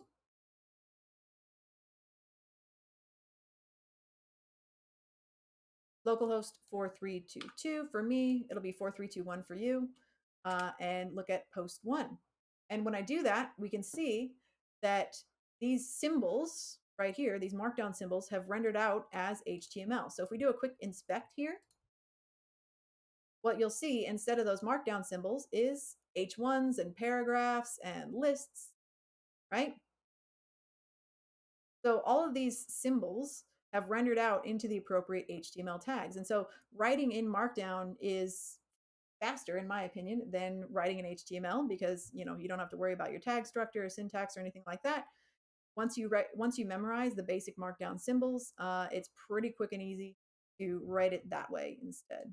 But personal preference, it's up to you. Yeah, and definitely Antonio, read Strain's response there. That's an excellent take on um, using code and reusing code to build something, and I completely agree with it. All right, so this is our Markdown. It's all rendered out just like we wanted, and we've checked the preview in the browser. It looks good. And we've also run an inspect on it to see that, hey, we didn't type any HTML elements here, but our Markdown is converted to HTML, which is pretty neat. Yeah, exactly. And anytime you use a library like Astro or anything else, Astro created this whole structure for us, right? So we're using somebody else's code right here. We didn't build this. The only thing we've built is a couple of pages on top of it. So, but in the end, the project is still going to be ours. We stand on the shoulders of giants. Absolutely. 100% true. And we're lucky that so many giants have come before us. There's an XKCD comic for that, where like half the web works on one library that one guy supports from 1995. Yeah. If anybody finds it, let me know. I know exactly which comic I'm thinking of, but I'm not going to take the time to. All right, so we looked at the browser preview. We could see content. We inspected it. Now, one thing to notice here is all this stuff at the top of the page. So as we've noticed in all of our pages so far, we've been keeping these kind of funky comments, right? 3 dashes, 3 opening dashes, and 3 closing dashes. Now, up to this point, we haven't used them at all. But here in this markdown file, we are. So what does this look like? Between these two fences here, and these are called code fences, like I mentioned before. It says the information at the top of the file is called front matter, which I think is a really weird name, but okay. It's called front matter. This data, including tags and a post image, is information about your post that Astro can use. It does not appear on the page automatically, but we will access it later in the tutorial to enhance your site. Oh, thank you, Strain. Yeah, Strain found the XKCD for that particular yeah, it's this one right here. So real quick. So all modern digital infrastructure and then is, partially supported by a project some random person in Nebraska has been thanklessly maintaining since 2003. And that is absolutely the case. We are all standing on the shoulders of shoulders of giants. Everything is dependencies on everything else. We're always using something. 100%. Something happens to Evan and we're done. Yes. Yeah, and in the case of Astro, we're standing on top of ES build. Yep. So these code fences here, these these basically contain metadata. So what metadata is as a concept is it describes it's data about the stuff that you're displaying on the page. So it itself doesn't get displayed. We don't see that when we navigate to this particular page. It starts with this right here. This is not shown. This is, commented out essentially, but it is passed through and it is important. And it's data that we can store on the page and reference in the content itself. So we have things like an image, we have things like an author, a description, a publish date, a title, and some tags that we're passing along with this blog post.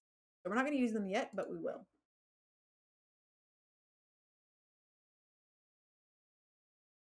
All right, so now inside of our blog.astro page, let's create a link to our post. So below the paragraph, we're just going to drop in quick list, and we're going to create a direct route to our post. And once again, we don't have to do any specific routing here. As long as we give it the path to that page, right? We're saying, all right, go into the post folder and reference this post specifically, then it's going to generate the route for us. We don't need to build that manually like we would in other frameworks. As long as your page is inside the pages folder here, which it is, right? Side pages, posts, and post one, then it will automatically route for us. Markdown and Astro. Yeah, hey Dan, good to see you.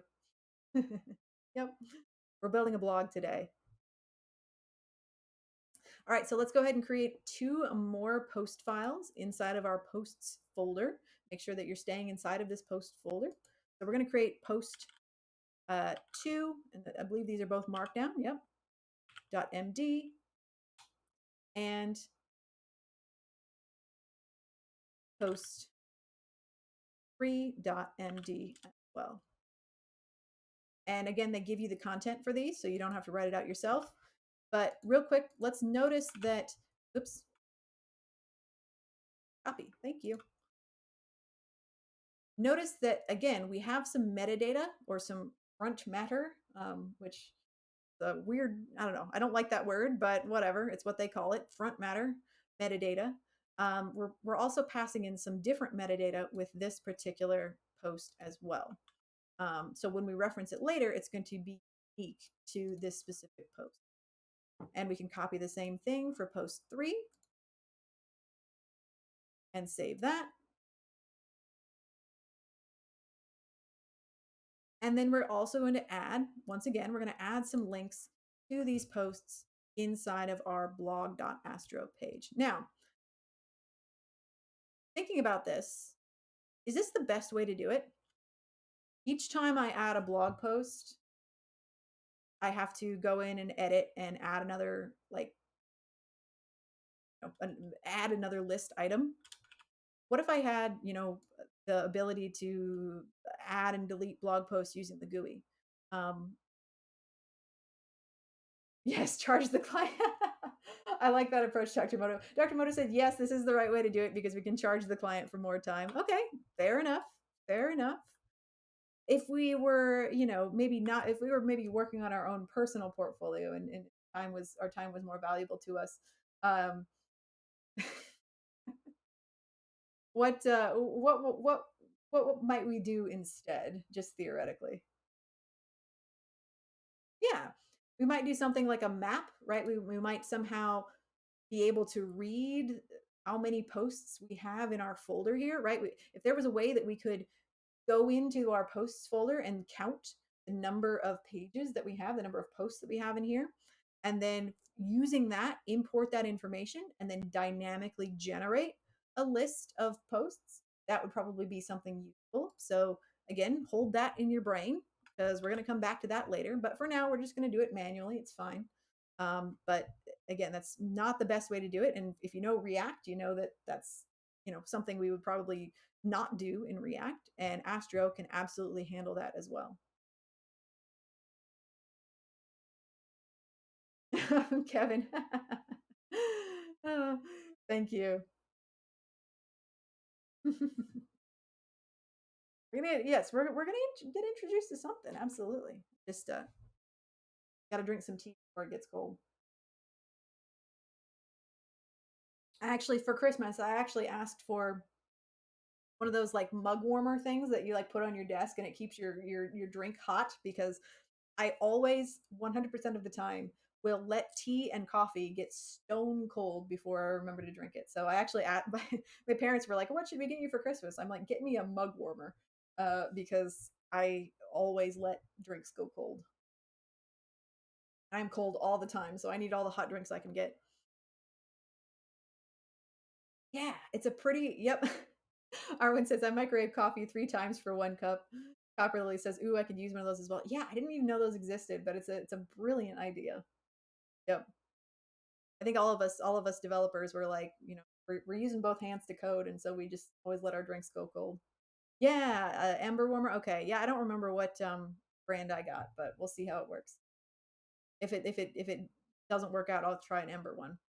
All right, so we've added our links manually for now, and let's double check the browser and make sure that we can actually navigate to all of those. So this one. So I'm going to head to blog.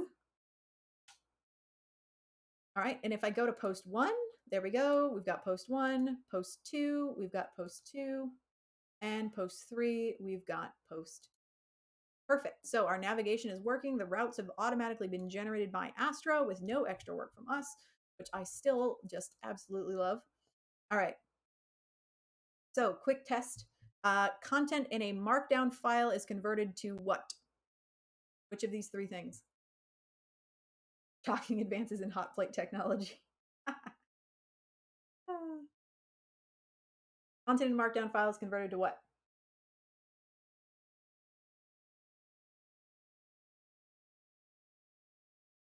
Yes, exactly. HTML. Correct. All right, we've done all these 3 things.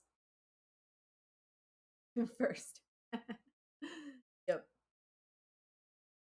I got a cheap coffee warmer pad and put some plastic item onto it, and when shifting other stuff on the desk and the plastic melted. Oof, yeah, I got to be careful about that.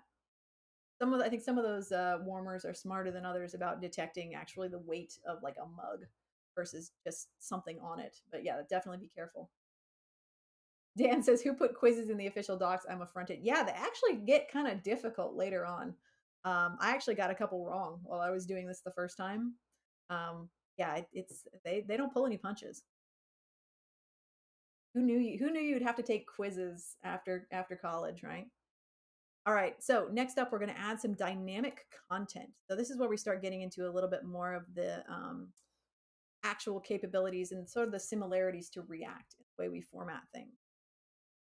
All right, so any HTML is valid Astro language, but you can do more with Astro than just regular HTML, very similar to React. So we've got about.astro. Open that up.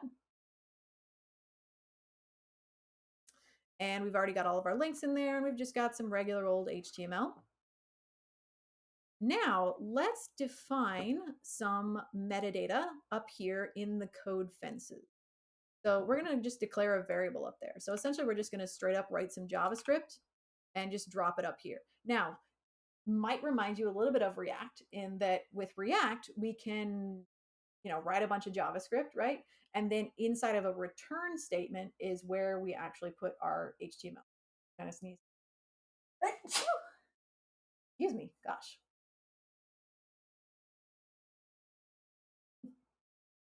Roberto Dev says, "Is it's Starlight that doc?" Thank you guys. I'm not. Is it Starlight? I'm not sure what you're referring to there. Is that a framework or something? I'm not aware of it. Thank you. All right. So, but with React, what we would generally do is we would write some JavaScript up top, right, and then inside of a return statement, we would put all of our HTML. Astro is kind of the reverse.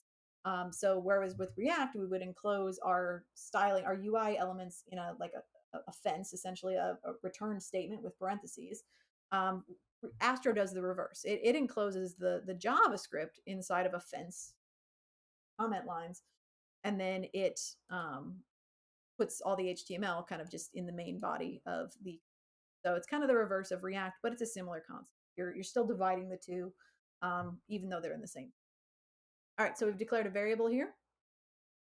And now that we've declared a variable, we can actually add a little bit of, inject a little bit of dynamic content into our HTML.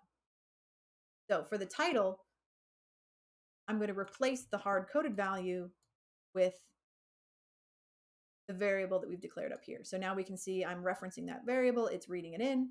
And since we're using escape brackets, just like we would with React, we can pass that variable directly into the title. And the same thing for our H1. Drop that down here.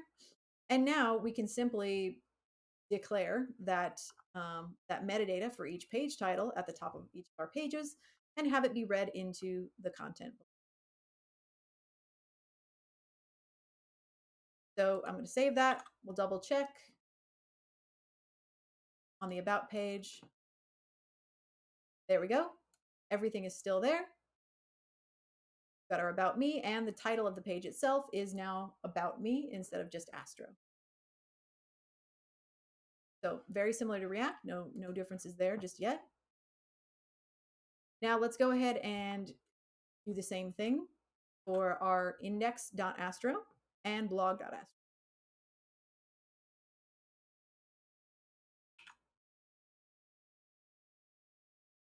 Say home. Oh, they give us some suggestions. Say homepage.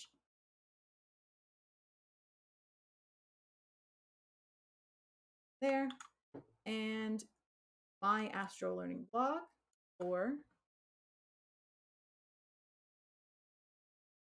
copy the whole thing. Dang it.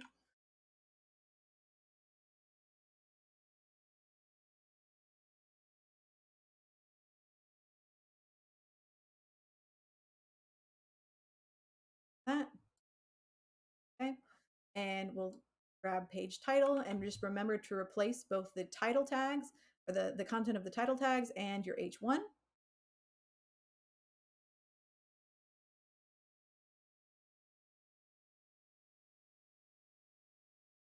So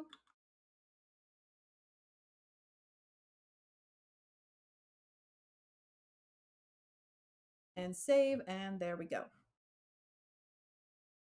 All right, so you can define variables in your Astro script using JavaScript or TypeScript.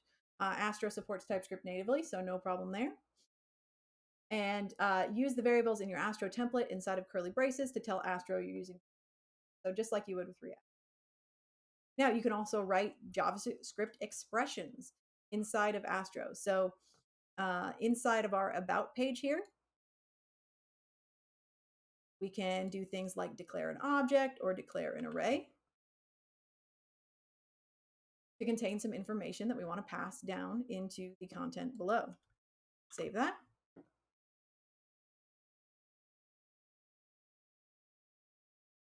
And then below the existing content, we're going to reference that. So below my paragraph here, pop that in and we'll take a look at what it's doing. Really format.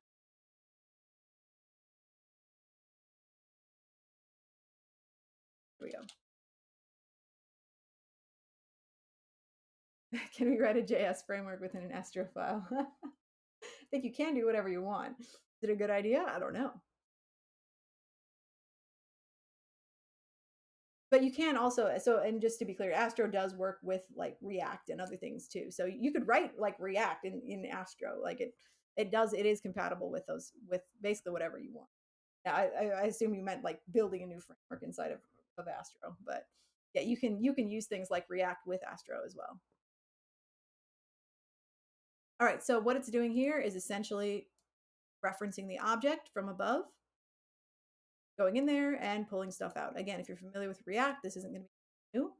But here inside of these brackets, we're also um, essentially doing some logic, right? We're saying, hey, if identity.hobbies.length is greater than or equal to 2, then add a list item to say two of my hobbies are X and Y, right? And then down here, just like we talked about earlier, like we kind of alluded to earlier, you can do things like a map where we're taking each of those skills and we're mapping it to a dynamic list, right? Because I could change the number of skills that are on this list at any time. I could go up here and I can modify this skills object and add one or remove one or change it or whatever. And it's going to be smart enough to only add the correct number of list items to accommodate the number of skills. So that's one of the advantages in using things like React or Astro, where you don't have to hard code all of these items. You can have it dynamically map based on the number of items in the source. Okay. So any questions about what's happening here? I know that not everybody is necessarily familiar with React or maybe has touched this sort of thing before. So I want to make sure I'm not going too fast. So do let me know if you want me to explain in more detail exactly what we're doing here or how it's going to work.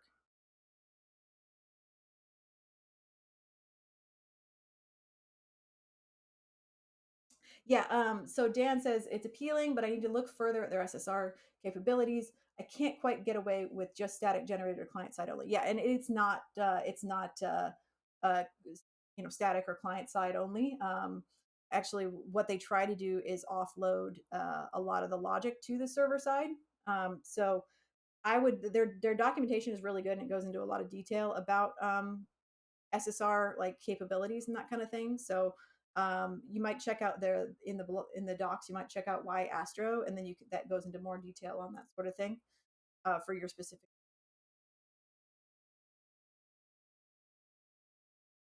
And it also tells you, it also gives you some information on things like migrating directly from because that's one of the reasons Astro is so fast because it tries to be really judicious about rendering server side HTML and that kind of thing, at least from my understanding. I know there's some people who are more familiar with Astro here than I am, but I think that's one of the reasons why it's fairly quick because it's tries to be less front heavy than something like React might be or Next or whatever. So you can, there's recipes for migration and all that sort of thing inside of the docs here.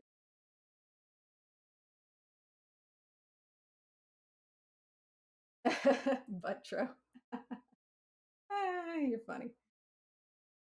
React is bad. It is. I love React. Don't get me wrong. I do love React. But again, it's all about the right tool for the job, right? And React is right a lot of the time, but not always. All right, so we've pasted in those skills. And some quick takeaways here is that writing an Astro template is very much like writing HTML, but you can include JavaScript expressions within it. Your front matter here or your metadata is only going to contain, it shouldn't contain any HTML. The point of this little fence here is to contain stuff that isn't HTML. So this should only be a JavaScript zone or a TypeScript or whatever you're putting in here. Some other kind of stuff other than HTML. Your HTML goes down here in the main body. So again, it's like the reverse of how you might write it in React. You can use all modern JavaScript logical operators, expressions, and functions in either section of your Astro file, but curly braces are necessary only in the HTML template body. So again, the same as React. You can do whatever the flip you want in either location, but if you're going to put it down here, you got to put it in curly braces to escape the HTML. Yeah, exactly. As Strange said, it's a lot of overhead if you build small projects with React that you don't necessarily need. Exactly. React is pretty weighty for smaller stuff. But it is for larger for larger complex projects, React is really great. And actually, the Astro docs do talk about that. They tell you, if you're trying to make that decision, where where one of the two might be better, the types of trade-offs that you might make in one direction or the other. Actually, I might even talk about it in the tutorial. I don't remember. I read it somewhere. I don't know. But anyway, the docs are good. All right. So Again, we have another quiz. A .astro file's front matter or metadata is written in what?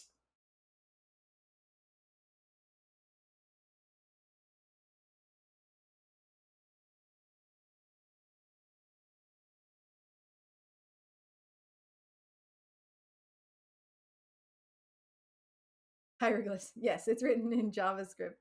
Exactly. Yep, it looks like JS to me. Correct. In addition to HTML, Astro syntax allows you to include.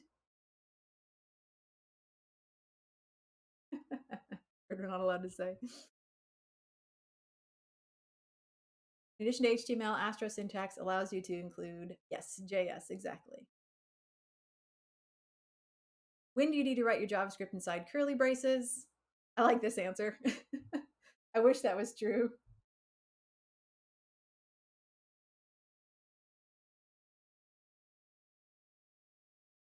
You're not sure whether it's correct when it's inside the HTML template section of an Astro component or between the code fences of an. Yes, correct.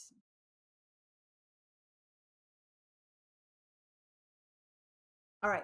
So now conditionally rendering elements. This is another sort of React concept that you might have already be aware of. You can also use script variables to choose whether or not to render individual elements of your body content.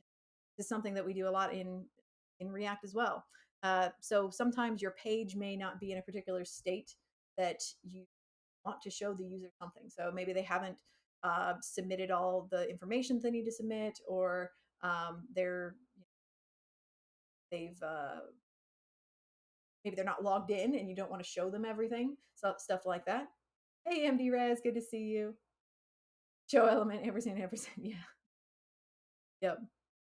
So we're going to kind of demonstrate that here. So we're going to define a couple variables. So happy, finished, and true, or sorry, happy, finished, and goal. So happy equals true, finished equals false, and goal equals 3.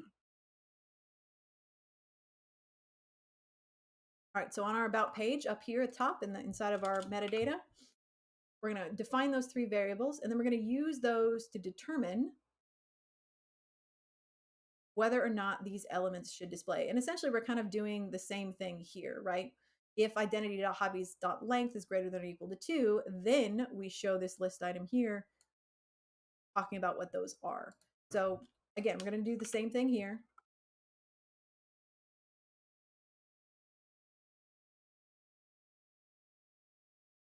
So if finished is true, then it's going to display this paragraph saying we're done. If goal equals 3, then my goal is to finish in 3 days. Else, my goal is not 3. We're going to be much faster than that, so we can technically set that to false, but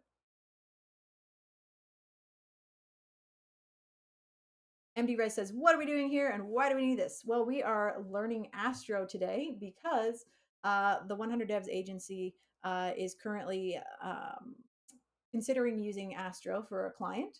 And so a lot of the folks in 100 Devs are going to need to be familiar with the basics of Astro at the very least, if that's what the client team is using.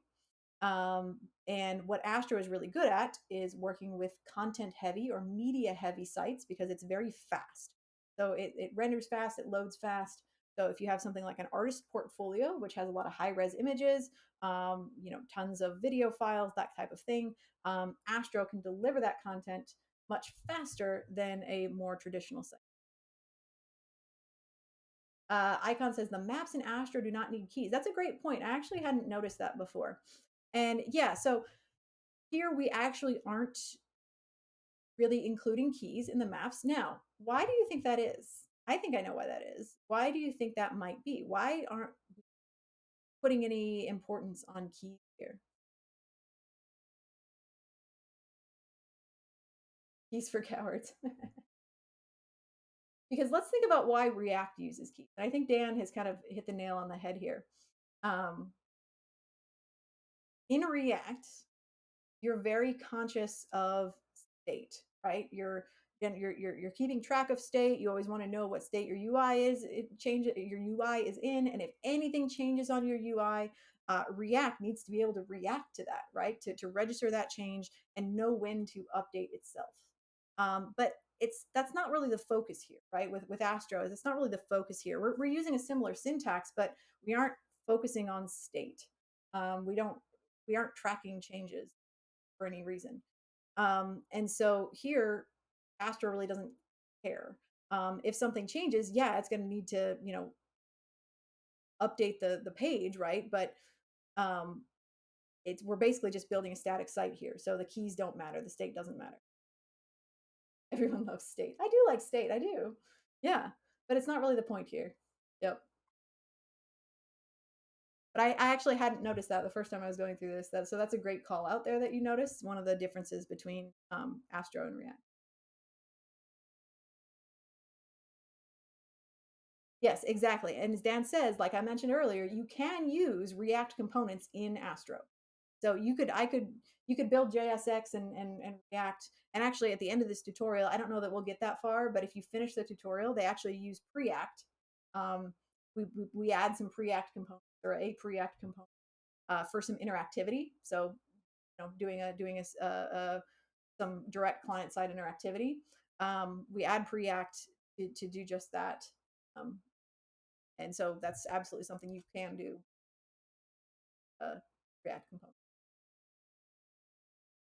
Catnip says, "Will we take a break after completing this section?" Yes, it will be time for a break. We're almost done with this section. Um, so we've got our little, conditional rendering here. Yeah, we're actually icon. Yeah, we're actually following the official Astro tutorial to build a blog because I think it's pretty good. It's very detailed. We're kind of, I'm kind of skimming. I'm not reading from it directly, but it's extremely detailed and clear, in my opinion. All right, so, and as they mentioned here, Astro's templating syntax is similar to JSX. If you're ever wondering how to use your script in your HTML, then searching for how it's done in JSX, which is a React script, is probably a good starting point. So just a little rule of thumb there. All right, so we've done this, we've saved it. Let's just make sure that it's showing up in the browser. It should be. Yep. So it generated that little list for us from the metadata, the front matter that we put in the code fences up top. It's generated that list for us. My name is not Sarah, but you can change it to whatever you want. And it looks like it's generated everything for us. Now, if I were to change like goal to 1, say that, when I do that, we can see that it changes our content to then be my goal is not 3 days. Because it's not. We're much faster than that, right? Stop calling me Shirley. Dan says, do they use class or class name in the templates? Asking for my friend. We'll see that in the very next section. We'll get into some styling.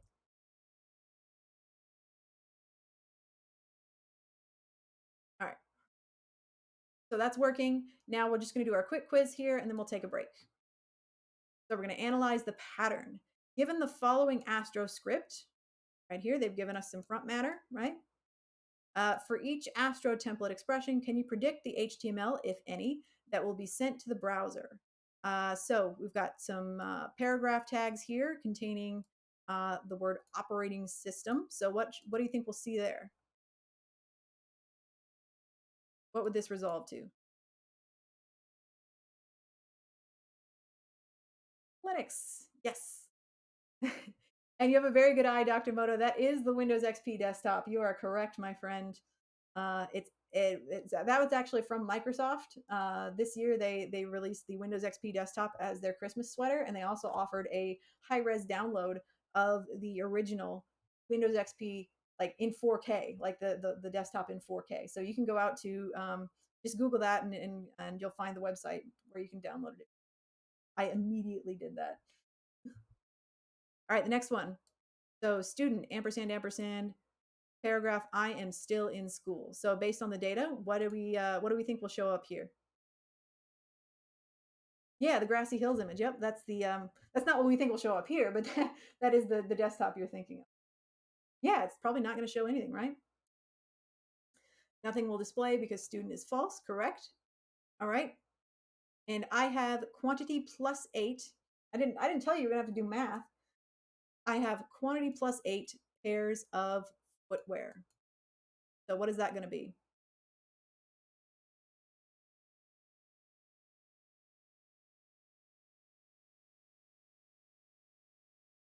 that going to resolve too? Yeah, it looks like it should be 11 boots. Correct. All right, operating system triple equals Mac OS question mark. I am using a Mac, colon, I am not using a. No one expects Mac. So this is going to evaluate to, regardless of your own personal option. Going to evaluate to, I am not correct. I am not using a Mac. Exactly. Roberto, you also downloaded the Windows XP background. Yeah, it's so awesome. It's so great, isn't it? It's perfect. I love it. System is not Mac. Exactly. I always think of that girl from Jurassic Park. It's a Unix system. I know this. All right, so we've completed this section. It is time for a break. I know some of you were probably squirming a little bit there, ready for a break. So we will take one now. All right, 5 minutes and then we'll come back. We're making great progress here. I'm expecting we'll probably get through maybe sections 3 and 4. That was kind of my goal anyway. So we'll see how. Oh yeah, we got to push too. Sorry, I'm gonna go ahead and commit and push. Oh, and I have a little. What did I do? An error here. Oh. Oh, this comparison appears to be unintentional because types 1 and 3 have no overlap.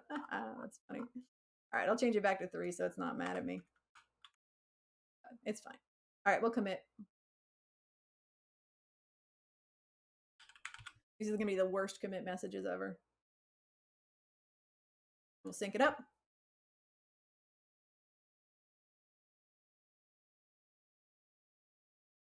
Yeah, it's great, isn't it? I love that background. All right. Okay, now break time. See you back here in 5 minutes.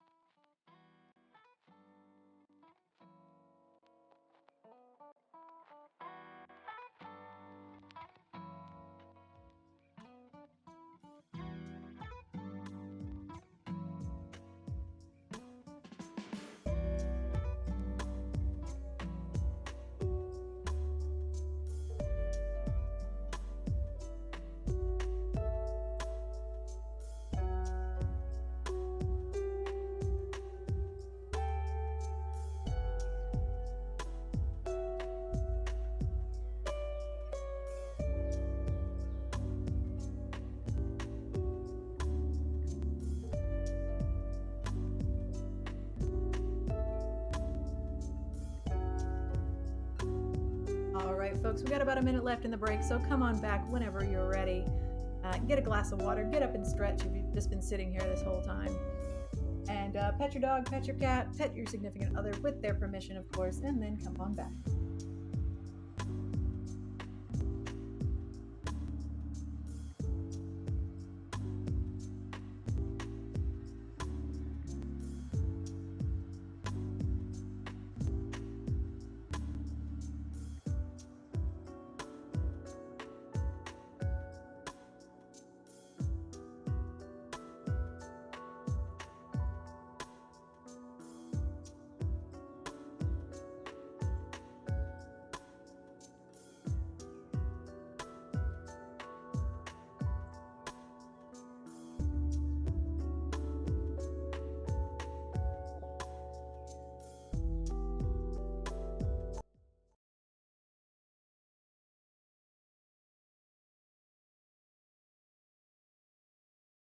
Sorry, I didn't realize I was on mute. Sorry, I just said welcome back. Good to see you all again.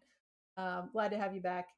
And Dr. Moto says, I just did a git commit dash m, forgot what I was doing on something I worked on a week ago.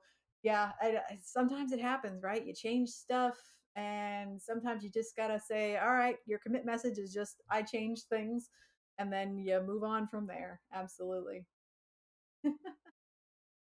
Although I will say that VS Code, I like Git Graph. There's an extension called Git Graph for VS Code that I really like, which has been kind of instrumental in helping me figure out what the heck I was up to when I did some commits in the past. So I've been using that for work. Git reset head, yeah. Dope. I did do my first rebase a little while back on somebody else's commit. They kind of borked something, so I had to do my first rebase fairly recently at work.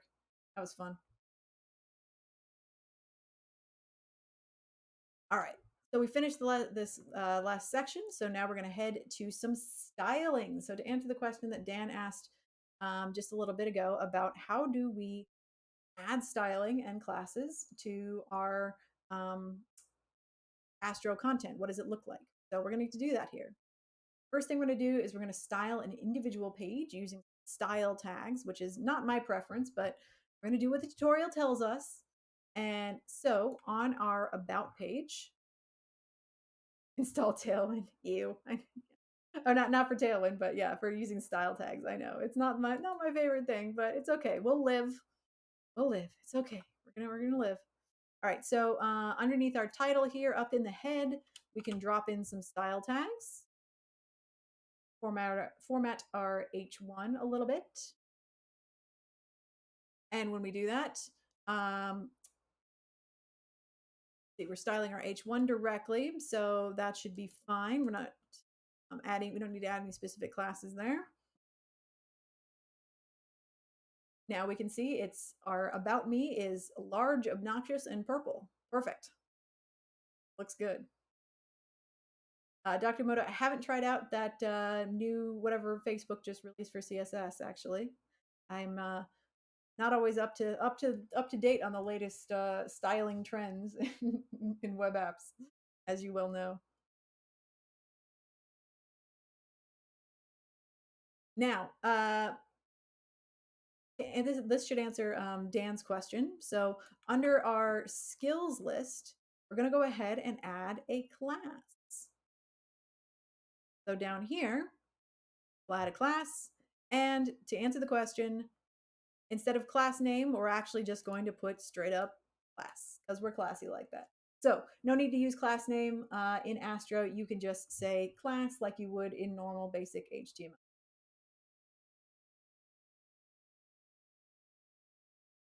Ratsky says, how does Astro different from React? I haven't used Astro before. Yeah.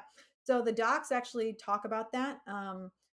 If you click on the Y Astro right here, you'll find that there are some differences. Astro is, as we've talked about before, it's very good for content heavy sites because it's extremely fast. So it tries to sort of offload the overhead of logic and that kind of thing away from the client side of things, whereas React is very logic heavy, client side heavy. It tries Astro instead tries to offload the bulk of that elsewhere, whether it's on a server or somewhere else, um, and focus on fast loading times and general speed, especially for things like artist portfolios, which have a lot of high res pictures or videos and that kind of thing. It's very good for those types of sites. But yeah, they go into a lot of detail on differences and why you might want to use Astro and the specifics of where and how it renders things, which I think is worth a read if you're interested. Yeah, no problem. All right, so now let's take this and add a little bit more to our style tag.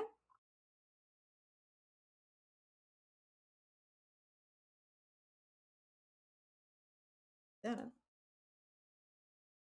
there we go. All right, so now we should see that our skills are now an obnoxious green. Lovely.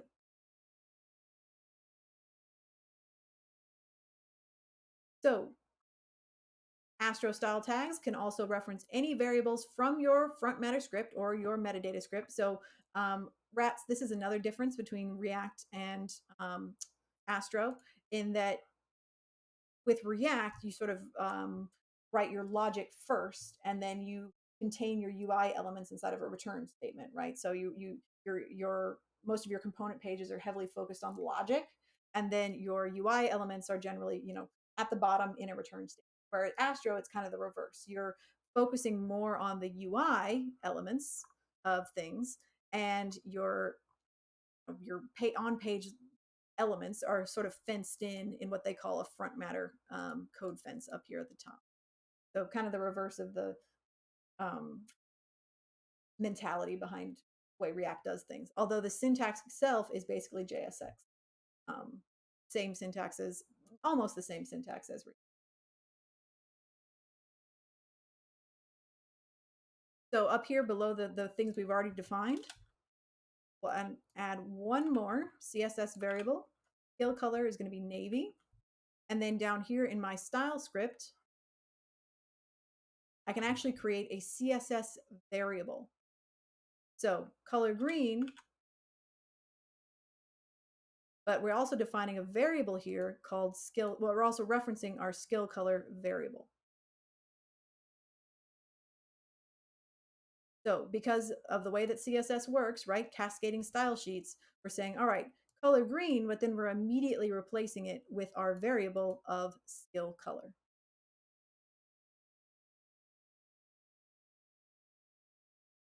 Go. And, oh, sorry, and then they want us to get rid of color as well here. Sorry. Yeah. So referencing that down here. Oh, and I need to also, sorry, I went fast. So we were referencing it here, and then we need to define the variable itself inside the style tag. So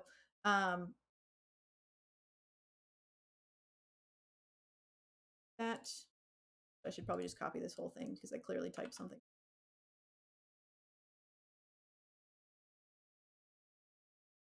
Perfect. Okay. So what are we doing here? Well, into our style tag, we're passing the value of skill color as a variable. And then the contents of that are being read into this color property here. So now I'm going to get rid of color green. And this should change the color. Oops, it should change the color of our skills to all be navy. So what does this look like? If you're familiar with React, this might look a little bit familiar what we're doing here. This is almost like what? What thing that we might do in React? When you're referencing a component and you're, I don't want to say the word because that's gonna tell you the answer, but in React, if I have a component and I want to reference it, yeah, it's almost like we're passing props, right?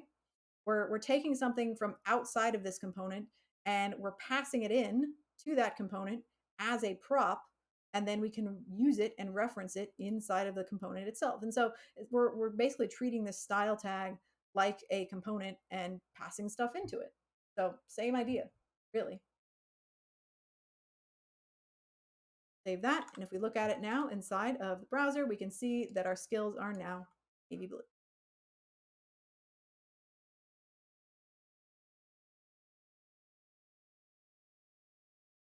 And then here they're having us do it again. We're going to update our style tag on the about page so that it matches the one below, right? Add any missing variable definitions in your front matter script so that your new style tag successfully applies these styles to your list of skills. So our text color should be navy blue, the text should be bold, and the list items should be in all caps. Now I'm going to cheat here a little bit and we're just going to look at the answer because I think like we understand the properties of what they're trying to have us do. So really we just need to add two variables up in the metadata.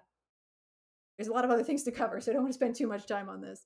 But essentially, we're going to add two more variables up here, one for font weight and one for text case.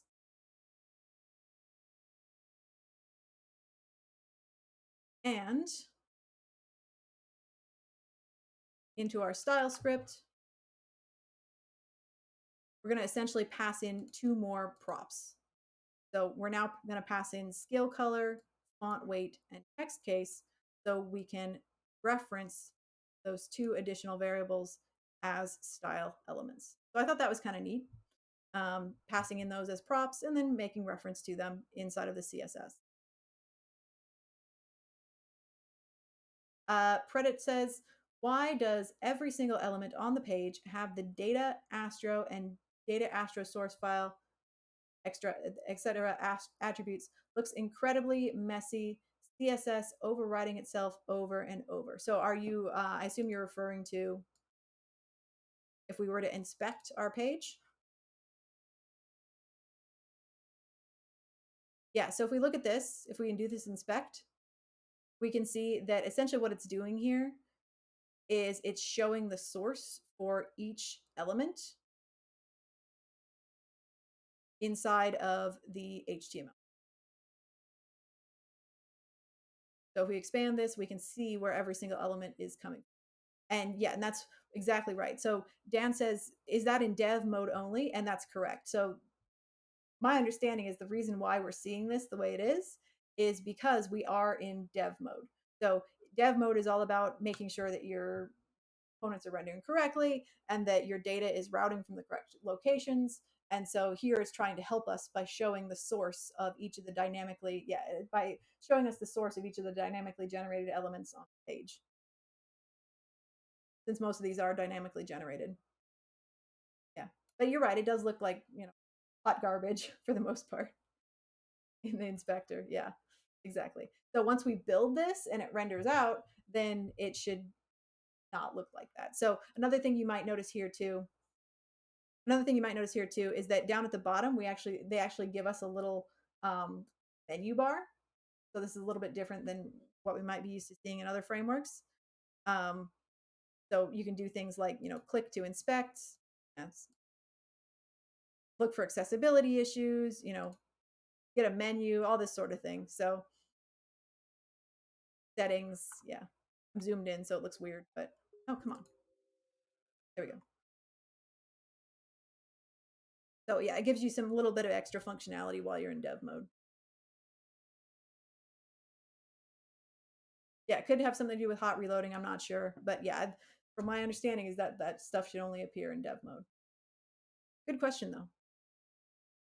All right, so we added our styling. We did that. Now, finally, let's actually add some global CSS because, local CSS and script tags sucks. So we'll save that, but let's add some global CSS. Reference that in there. Take two Astros. All right, so we've seen how we can use style tags, and those are scoped, right? Those are scoped by default, meaning that they only affect the elements in the file where they exist. So that makes sense, right? You create a style tag locally. It's not going to be able to be read in any of the other surrounding files. It's only going to be read in the file where it exists. But most of the time, we're going to want to add some kind of a global style or global CSS. So let's go ahead and create one. Inside of our source folder, let's create a new folder called styles, pretty standard structure. And then inside of styles, we will create a file called global.css.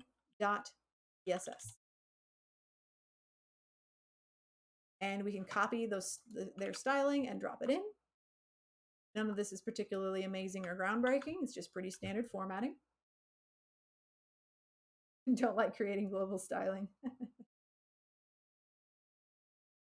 Now, if we want to actually use this on our various pages, is on our about page, just like with really any other, framework or whatever, we need to add an import statement and import our style sheet. And we'll go ahead and do that for the rest of the pages as well. So just remember to add, when you do add it, remember it has to be added inside of the code fence here at the top of the page. So don't put it above your HTML or anything like that. Make sure you put it inside of your code fence. And save. So now if I visit any of these pages, I should.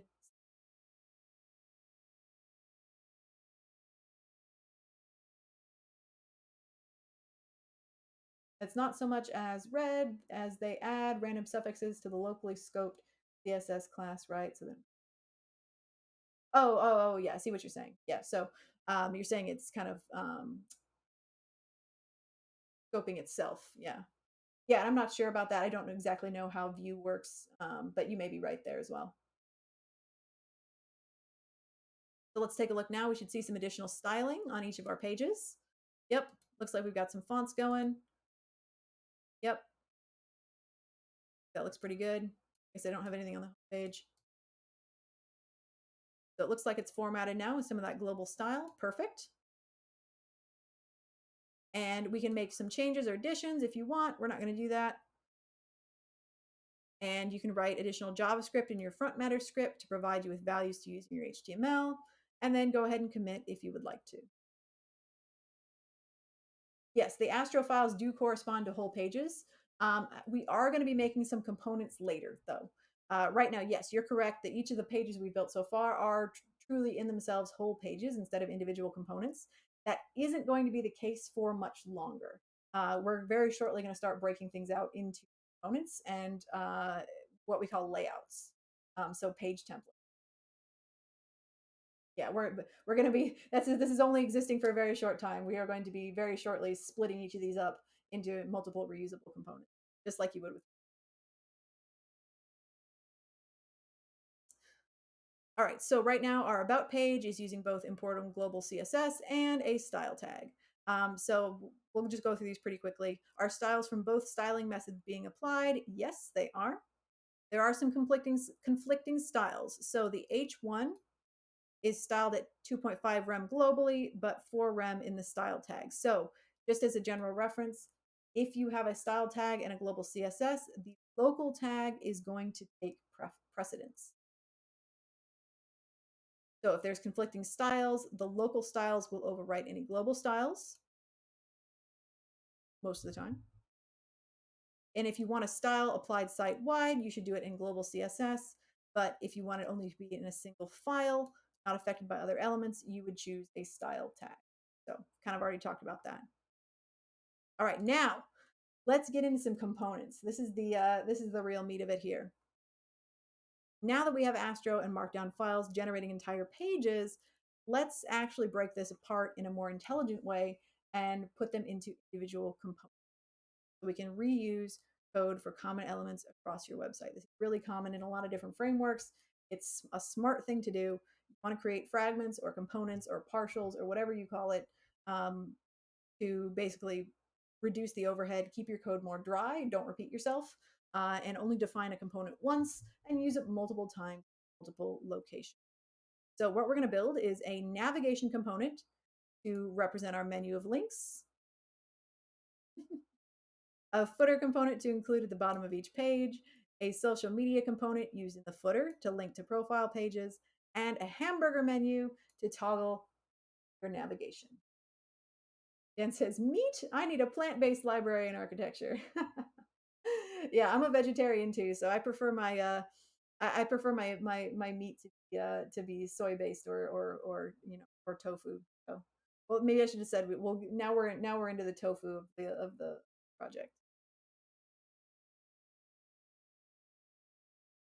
So let's make a reusable navigation component. So outside of our page files, which again, our page files are used for routing. So we have to keep our pages in that page folder in order for Astro to know where to route traffic. However, on top of that, we're actually going to have an additional components folder, which is where we're going to store the components which are referenced on those pages. Toilet code. Other streamers make it too easy, right? I know. Yep. Too focused on the mission, right?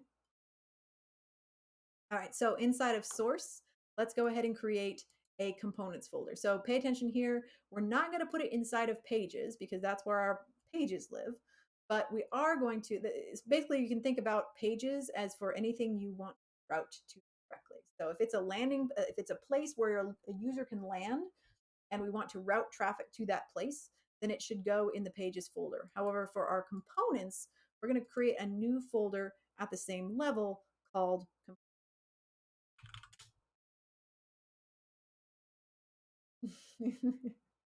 Soylent code. It's the people that make the difference. But all right, so our first component is going to be called navigation.astro. Now you'll notice here that the naming convention for components is the same as React. So in React, you capitalize the name of your components. And why do we do that? Does anybody remember for components, why do we capitalize their names?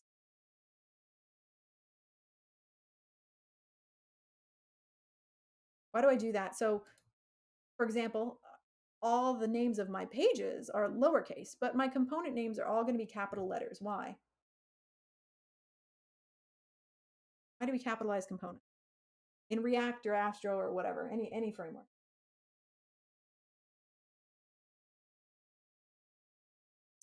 Why do we do that?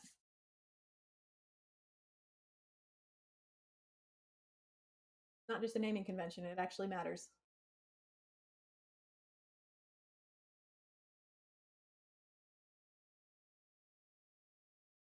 Yeah, Copper Lily's got it. Yeah. So, Astro or React or whatever needs to know when something is HTML or a custom.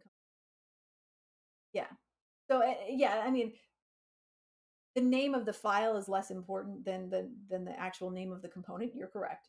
But the reason why they're capitalized is essentially that React or Astro needs to know the difference between when we're just referencing an HTML tag and rendering it out as HTML versus when something is actually a component that we are importing and that it's going to have to unpack and render out as HTML.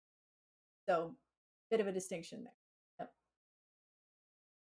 Yeah. So just something to remember. All right, so now we're essentially going to, I can't find the code we need. We're essentially going to take everything that we hard coded before for our navigation, and we're just going to pop it right here into our little partial.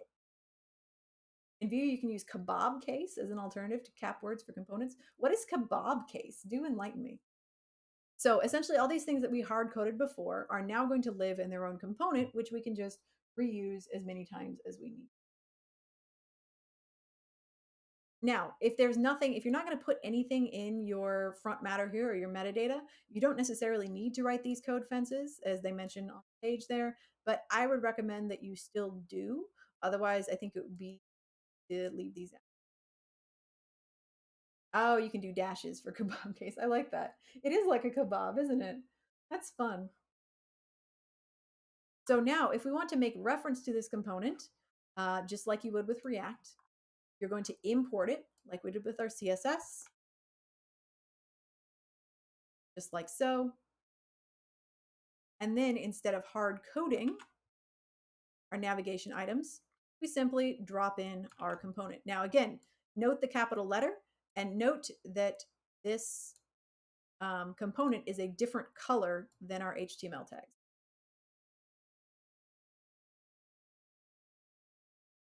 Screaming snake case is my favorite.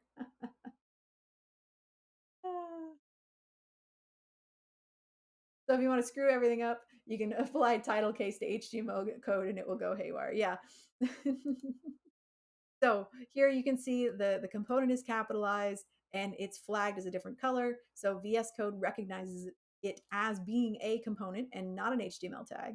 And so when we render it out, it's going to unpack this component and render out the contents as HTML rather than just treating it as a plain. All right, so let's double check that it's working and then we can go through and we can do the same thing on each of our, yeah, so we can see our navigation is here, and we'll do the same thing on each of our other pages. So navigation is there and it works. Cool beans, we are set. Actually, yes, it is the Astro extension, which we installed onto VS Code. You're right. All right, so let's do that for the rest. It's super easy. I love components. They're great. Keeps my code nice and dry. We're going to need to import it too, but I'm just going to paste this here for now. So I've replaced that on all three. I'm going to copy my import statement.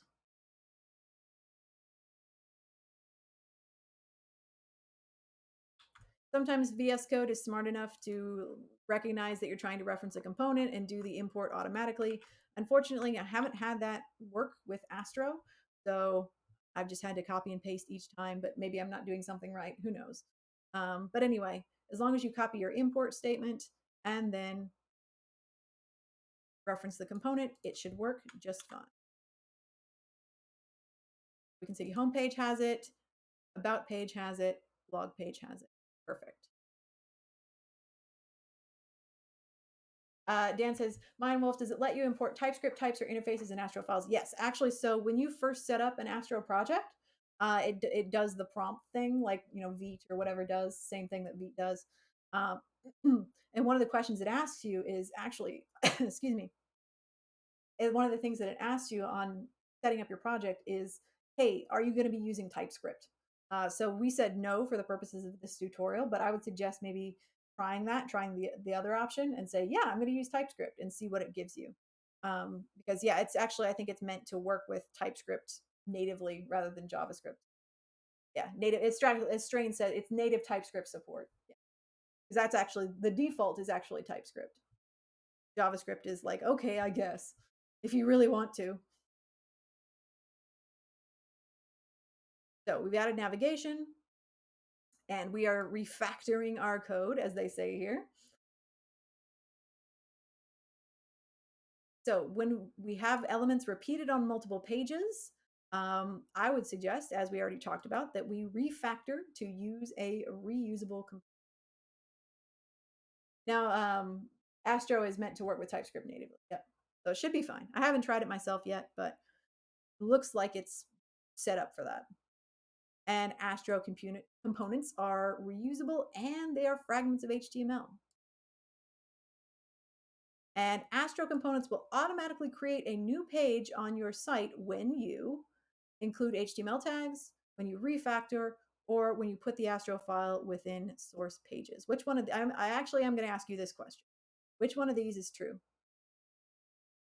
Astro components will automatically create a new page on your site when you what?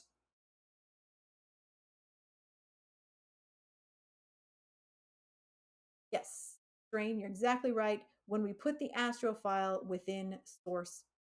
So like we talked about before, anything that you put inside of that pages folder is going to be able to be routed to, and it's going to be treated like a page. Correct. So now we're going to do something similar, and we're going to create a footer for our blog when you make the appropriate GitHub donation. So just like we did before, we're going to take some footer elements and we are going to put them into a component and then import them into our project. So inside of our components folder, let's create a new file called footer.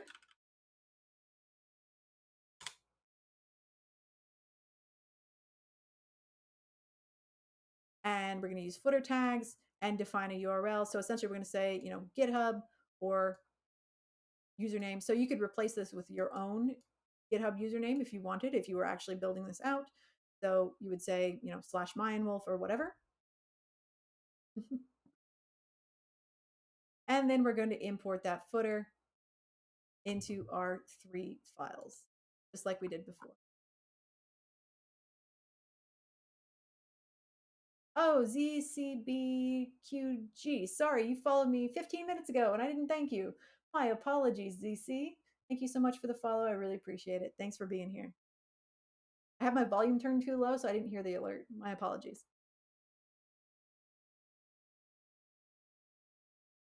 Do the import. And then at the very bottom, all we need to do is add our footer component, save, save,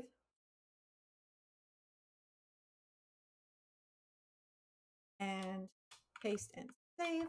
And now we should have, yay, we have a built-in footer on all of our pages now. There. And perfect.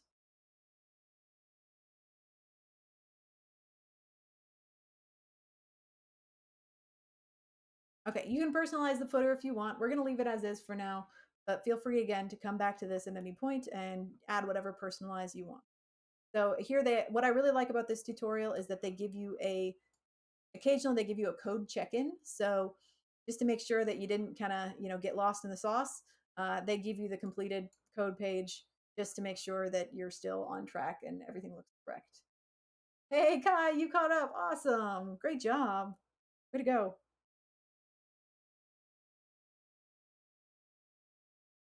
So this is how it should look.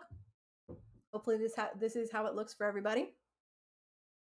Now we're going to go ahead and create a social media component. And we're essentially just going to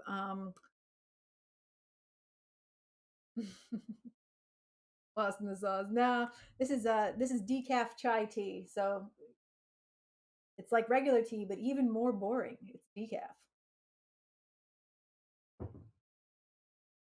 So in our social media component, we're essentially going to create a component and reuse it multiple times on the same page, but changing elements to make it display differently.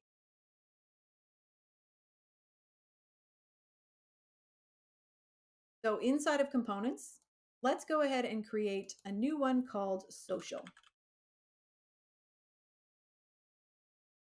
And inside of social,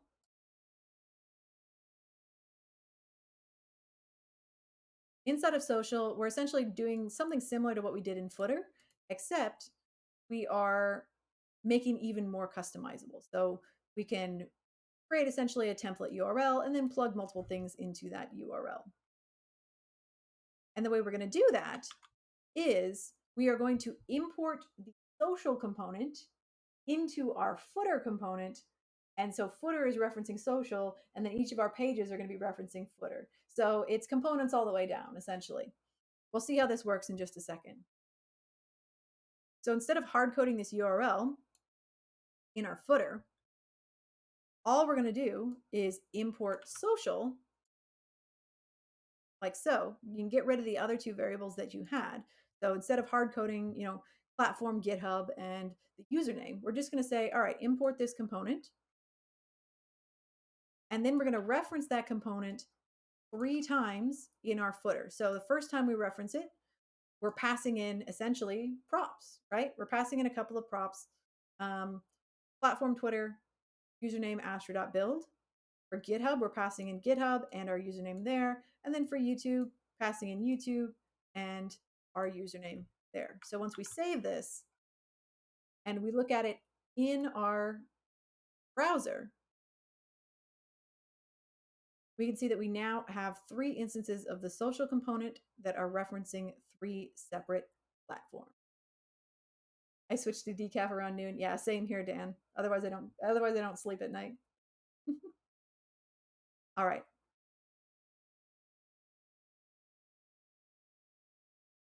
So referencing the social component 3 times gives us 3 separate displays of it in the browser.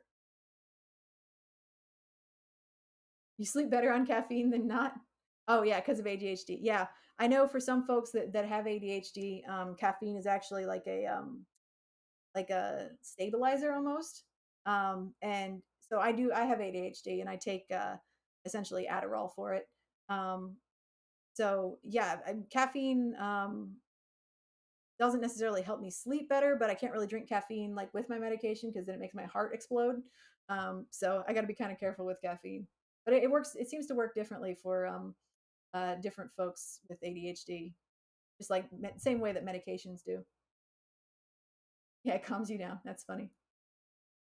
Adderall is a nightmare for you. Yeah, it's so weird how different medications affect people in different ways. Fortunately, it did work for me. The same way, no caffeine allowed. Yeah, I had to switch to decaf coffee, and I was very sad because I do enjoy coffee. Like I really do, and it's so hard to find good decaf coffee beans. I still make coffee every morning, but it's decaf, which doesn't taste nearly as good. You don't get any of the good flavors or any of the good beans. Just the worst beans for decaf coffee. Hey, Grizz, good to see you. All right, so now real quick, let's just style our social component. So inside of our social.astro, let's pop in a quick style tag. And what this will do is it's going to style that component uh, in every instance. So we're referencing that component 3 times inside of our footer, and that footer is on each of our pages. And so those styles are going to propagate through and show up in every instance of our footer. Ooh, yerba mate? Okay, I'll try that, definitely. Oh, I will give that a try, Kai. Thank you. Yerba mate. To know. Of course, I got to write it down because, ADHD. So otherwise, I won't remember it. I have a pen. Lost my pen. Oh, I have a marker. I'm writing it down.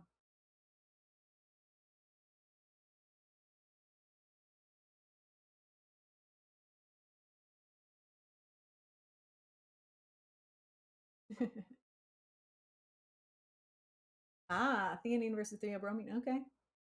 You had to give up yerba mate. That's sad. I will try. We'll see. We'll see. Might be too much for the old ticker. But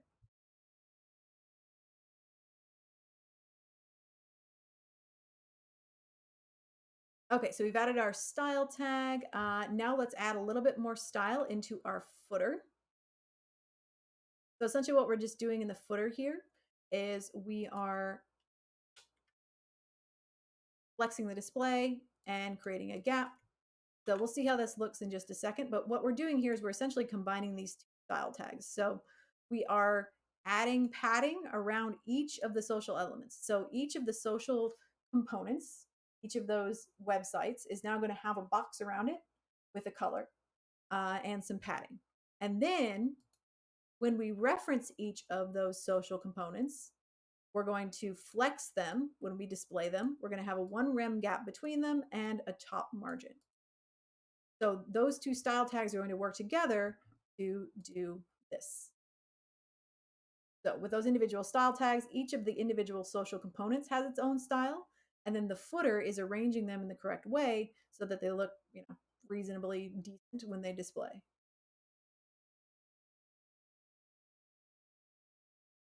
Arwen's getting an error on social.astro. It says it can't find name Astro. Interesting.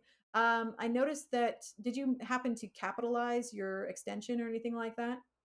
I noticed that when you pasted it there, you have Astro capitalized. So just double check that your file extension is lowercase.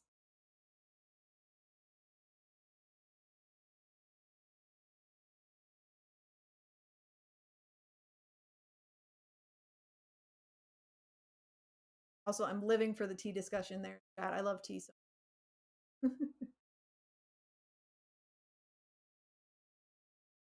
um, file extension is lower but upper in the code. Looks like a TypeScript error, maybe. Could be. So in social, are you saying in social.astro? Well, because I mean, this Astro needs to be capitalized. So here in the social.astro, that needs to be capitalized. Yeah, if it works fine, then it's probably fine. Yeah, it could be just TypeScript being weird. Don't know. Um, did you install the Astro extension? for VS Code? So it recognizes all the Astro stuff?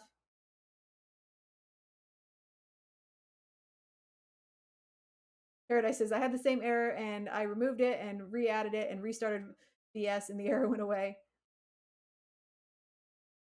Okay, yeah, if maybe if you just restart VS, that seems to a couple folks had that error earlier on in the process, and it seemed like just restarting VS Code and opening the same folder again seems to clear it.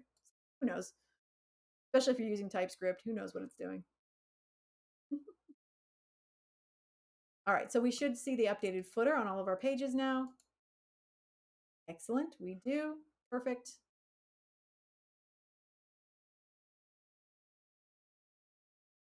All right, so what line of code do we need to write in an Astro component's front matter to receive values of title, author, and date as props? So if we want to create some metadata or some front matter, what do we need to type to receive values of title, author, and date as props? Where it starts to get a little harder.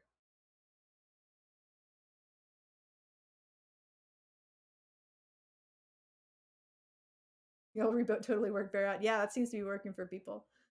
So do we say const title author date as equals astro.props? Do we import blog post from that location?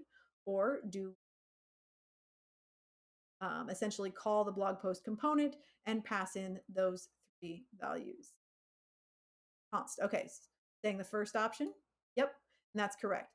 Because what's important here is the wording of the question. So what line of code do you need to write in an Astro component's front matter to receive values? So here we're not passing values, we're setting up the component to receive those values as props. So we're setting it to listen for those. And so we have to just simply define those values as props so that it can be ready to receive. Now, second part of that question is how do you then pass values as props into a component? So when essentially when we're referencing a component, we want to pass values into it. So we know it's not this one. Which one is it? Yeah, it's this one, right? Same as in React, when you reference a component, if you want to pass values into it as props, you define those inside of the open and closing tags with the component name and pass those in. And so then they go into your component and they get received as props inside of that component. Correct.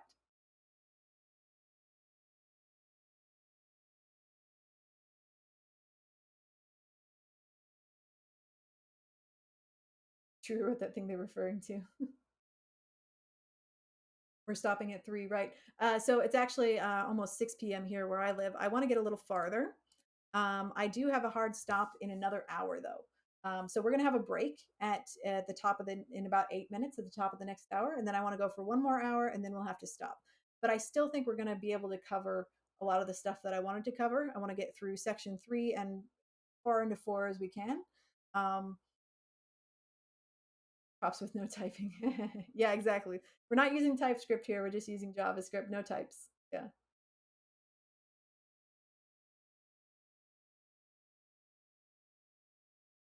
All right, now we're going to build a new header component.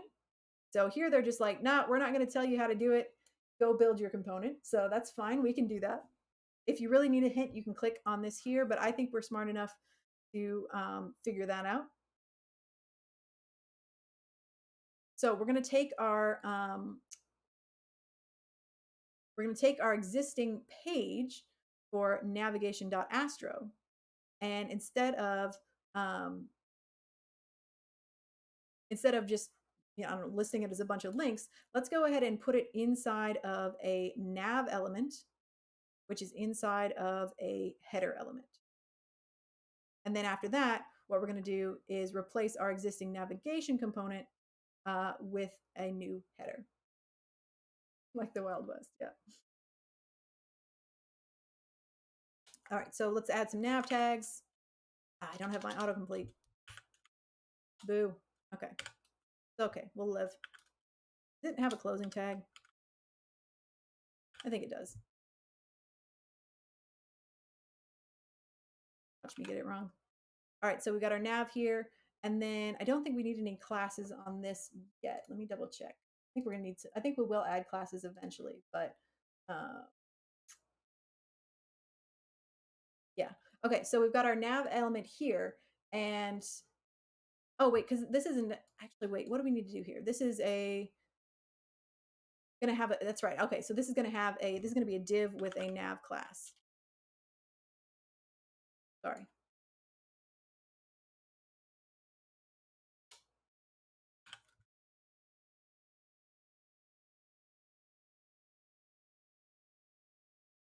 I'm getting a little bit ahead here, but they're telling us to put it inside of a nav. But that's not exactly what we're going to be doing.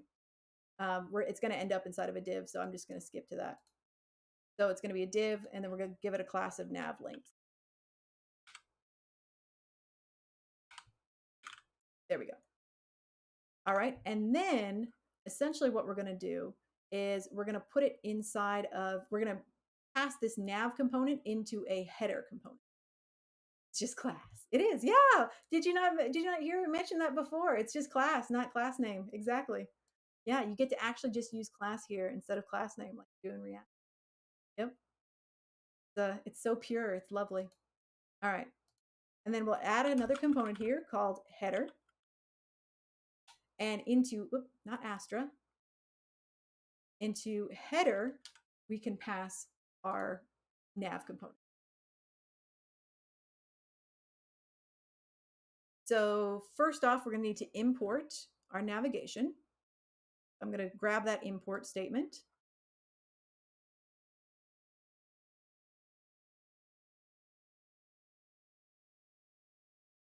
So we're going to import navigation. And I'm going to pick my code fences here. And you can see that as soon as I put those code fences around my import statement, it changed into the right color. So when I didn't have those, I take those out. When I didn't have those, it doesn't know what to do with this. And so that shows you how the code fences are important to help Astro recognize what you're trying to do. So if you wrap it in a code fence, Astro's like, oh yeah, I know what this is. This is an import statement. Yeah, it's not really not pure, exactly. But it looks better, right? If you can just use the word class instead of class name. Yeah. So now for our header, oops,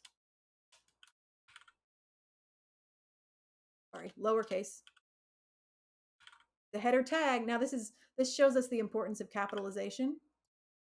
So did you notice that when I capitalized header, it immediately treats it as a component because we have a component called header. We're there right now. So lowercase versus uppercase matters and is important. And then inside of that, we can have our nav. Now it likes me. There we go. And then we're going to import our navigation component into this nav.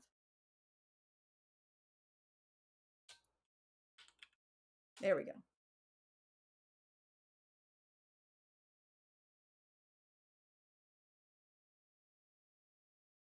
Now what's the next thing I need to do? So I've built this new header component with, wrapped in a header tag.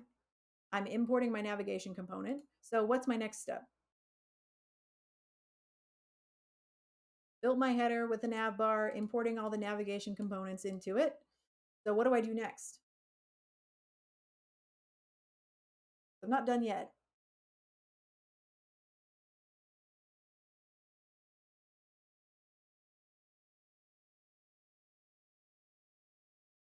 Yeah, exactly. We need to replace navigation with our new header component.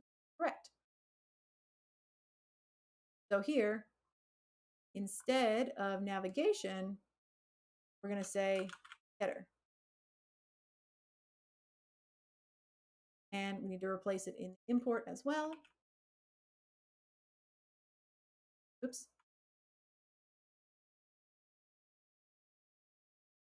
And save. And we'll do that in all three. Header and save. And update the reference.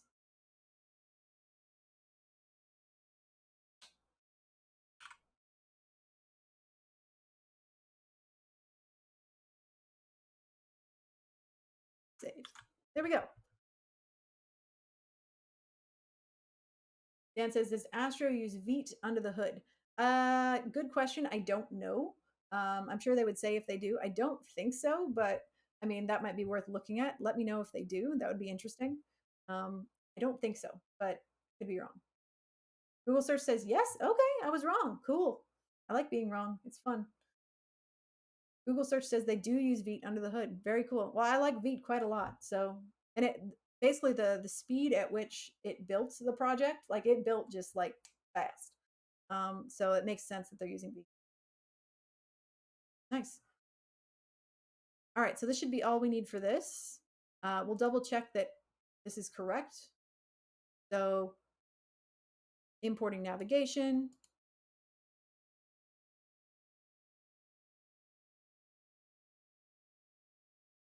We're using our component inside of a nav, inside of a header. Exactly, perfect. And then we've updated our pages by updating the import statement and updating the reference down below. Cool.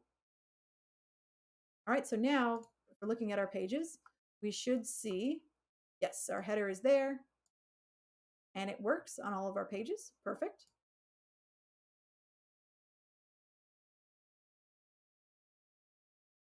And the last thing we're going to do is just add some responsive styling, and then we'll take a break. So I've already added the div to our navigation here. The next step is just adding this div, adding a class, and then we're going to copy, we're going to add some additional nav styles to our global CSS. Just down below the rest of them. Save that. And when we look at it again, ooh, now we have some fancy stuff here. So now we have some lovely hover text. We have some, background color, hover behavior, that sort of thing, and some lovely spacing and so looks good.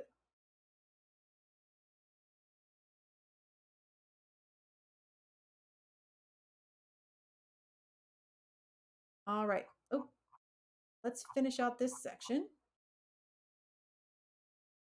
And then what we're going to do next when we come back from the break is sending our first script to the browser. So we're going to start including some local JavaScript and adding a bit of script logic to our Astro. Dan says, Mindwolf, have you gotten to the Astro page transition thing? Is it good? So that's actually right here. I haven't done that yet, but there is a tutorial on it right here for extending with view transitions if you would like to try that out.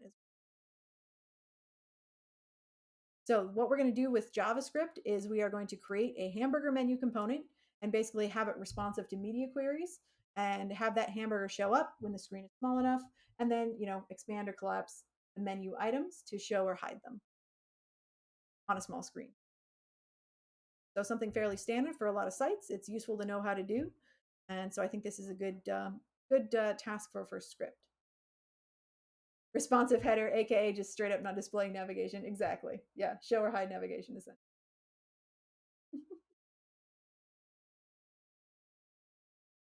You're so ready to create a burger. Yeah, don't make me hungry. Come on now. All right. So 5-minute break and then we'll come back. See you in a minute.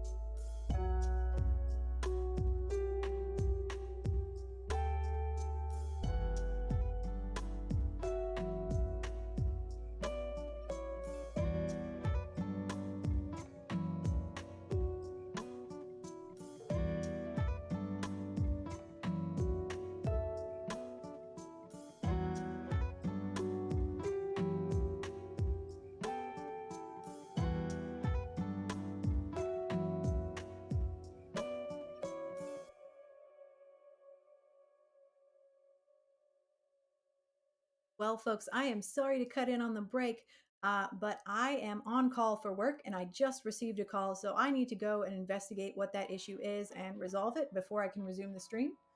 So I'm going to have to leave you on red here for a bit and go investigate that on call issue. And I'll resume just as soon as I can. So, bit of a longer pause than we were expecting, but hopefully not too long. Good timing for a natural stopping point. Yes, exactly. So we'll just leave you on red for a minute.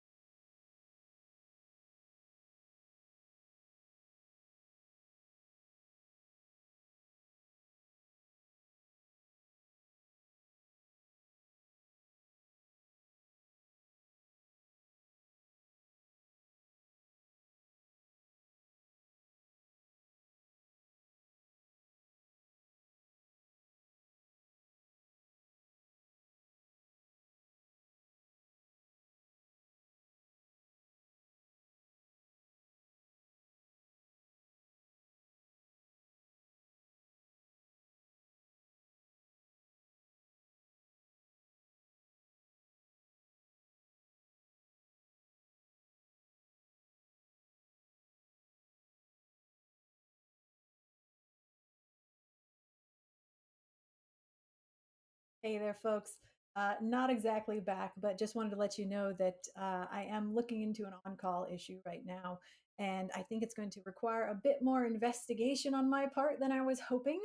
I was hoping it would simply just be a hey, reset this thing and it's going to run and everything's going to be fine. So, um, yeah, I think I'm going to have to probably conclude the stream, unfortunately, and investigating this issue. So, yes, my apologies for that, but I would encourage you to continue with the tutorial and finish it out and uh, finish building out the components, especially once you start getting into some of the other topics like tags and um, Bob did it again. Yeah, exactly. Getting into things like tags and Astro Islands, which are toward the end of the tutorial um, in sort of sections 5 and 6. So once again, please do finish out the tutorial. Um, yes, it is pretty cool. And yeah, check out some of the more advanced features. There's those sort of view transitions and things like that. And I am not quite sure if I'll be streaming next weekend because it is almost Christmas, so probably not. But expect a few new videos on my YouTube channel, and to sort of tide you over until my next stream. Thank you for the follow, astronaut. Much appreciated, and I hope you all have a great rest of your. Thank you so much, and I will see you again hopefully very soon. Bye.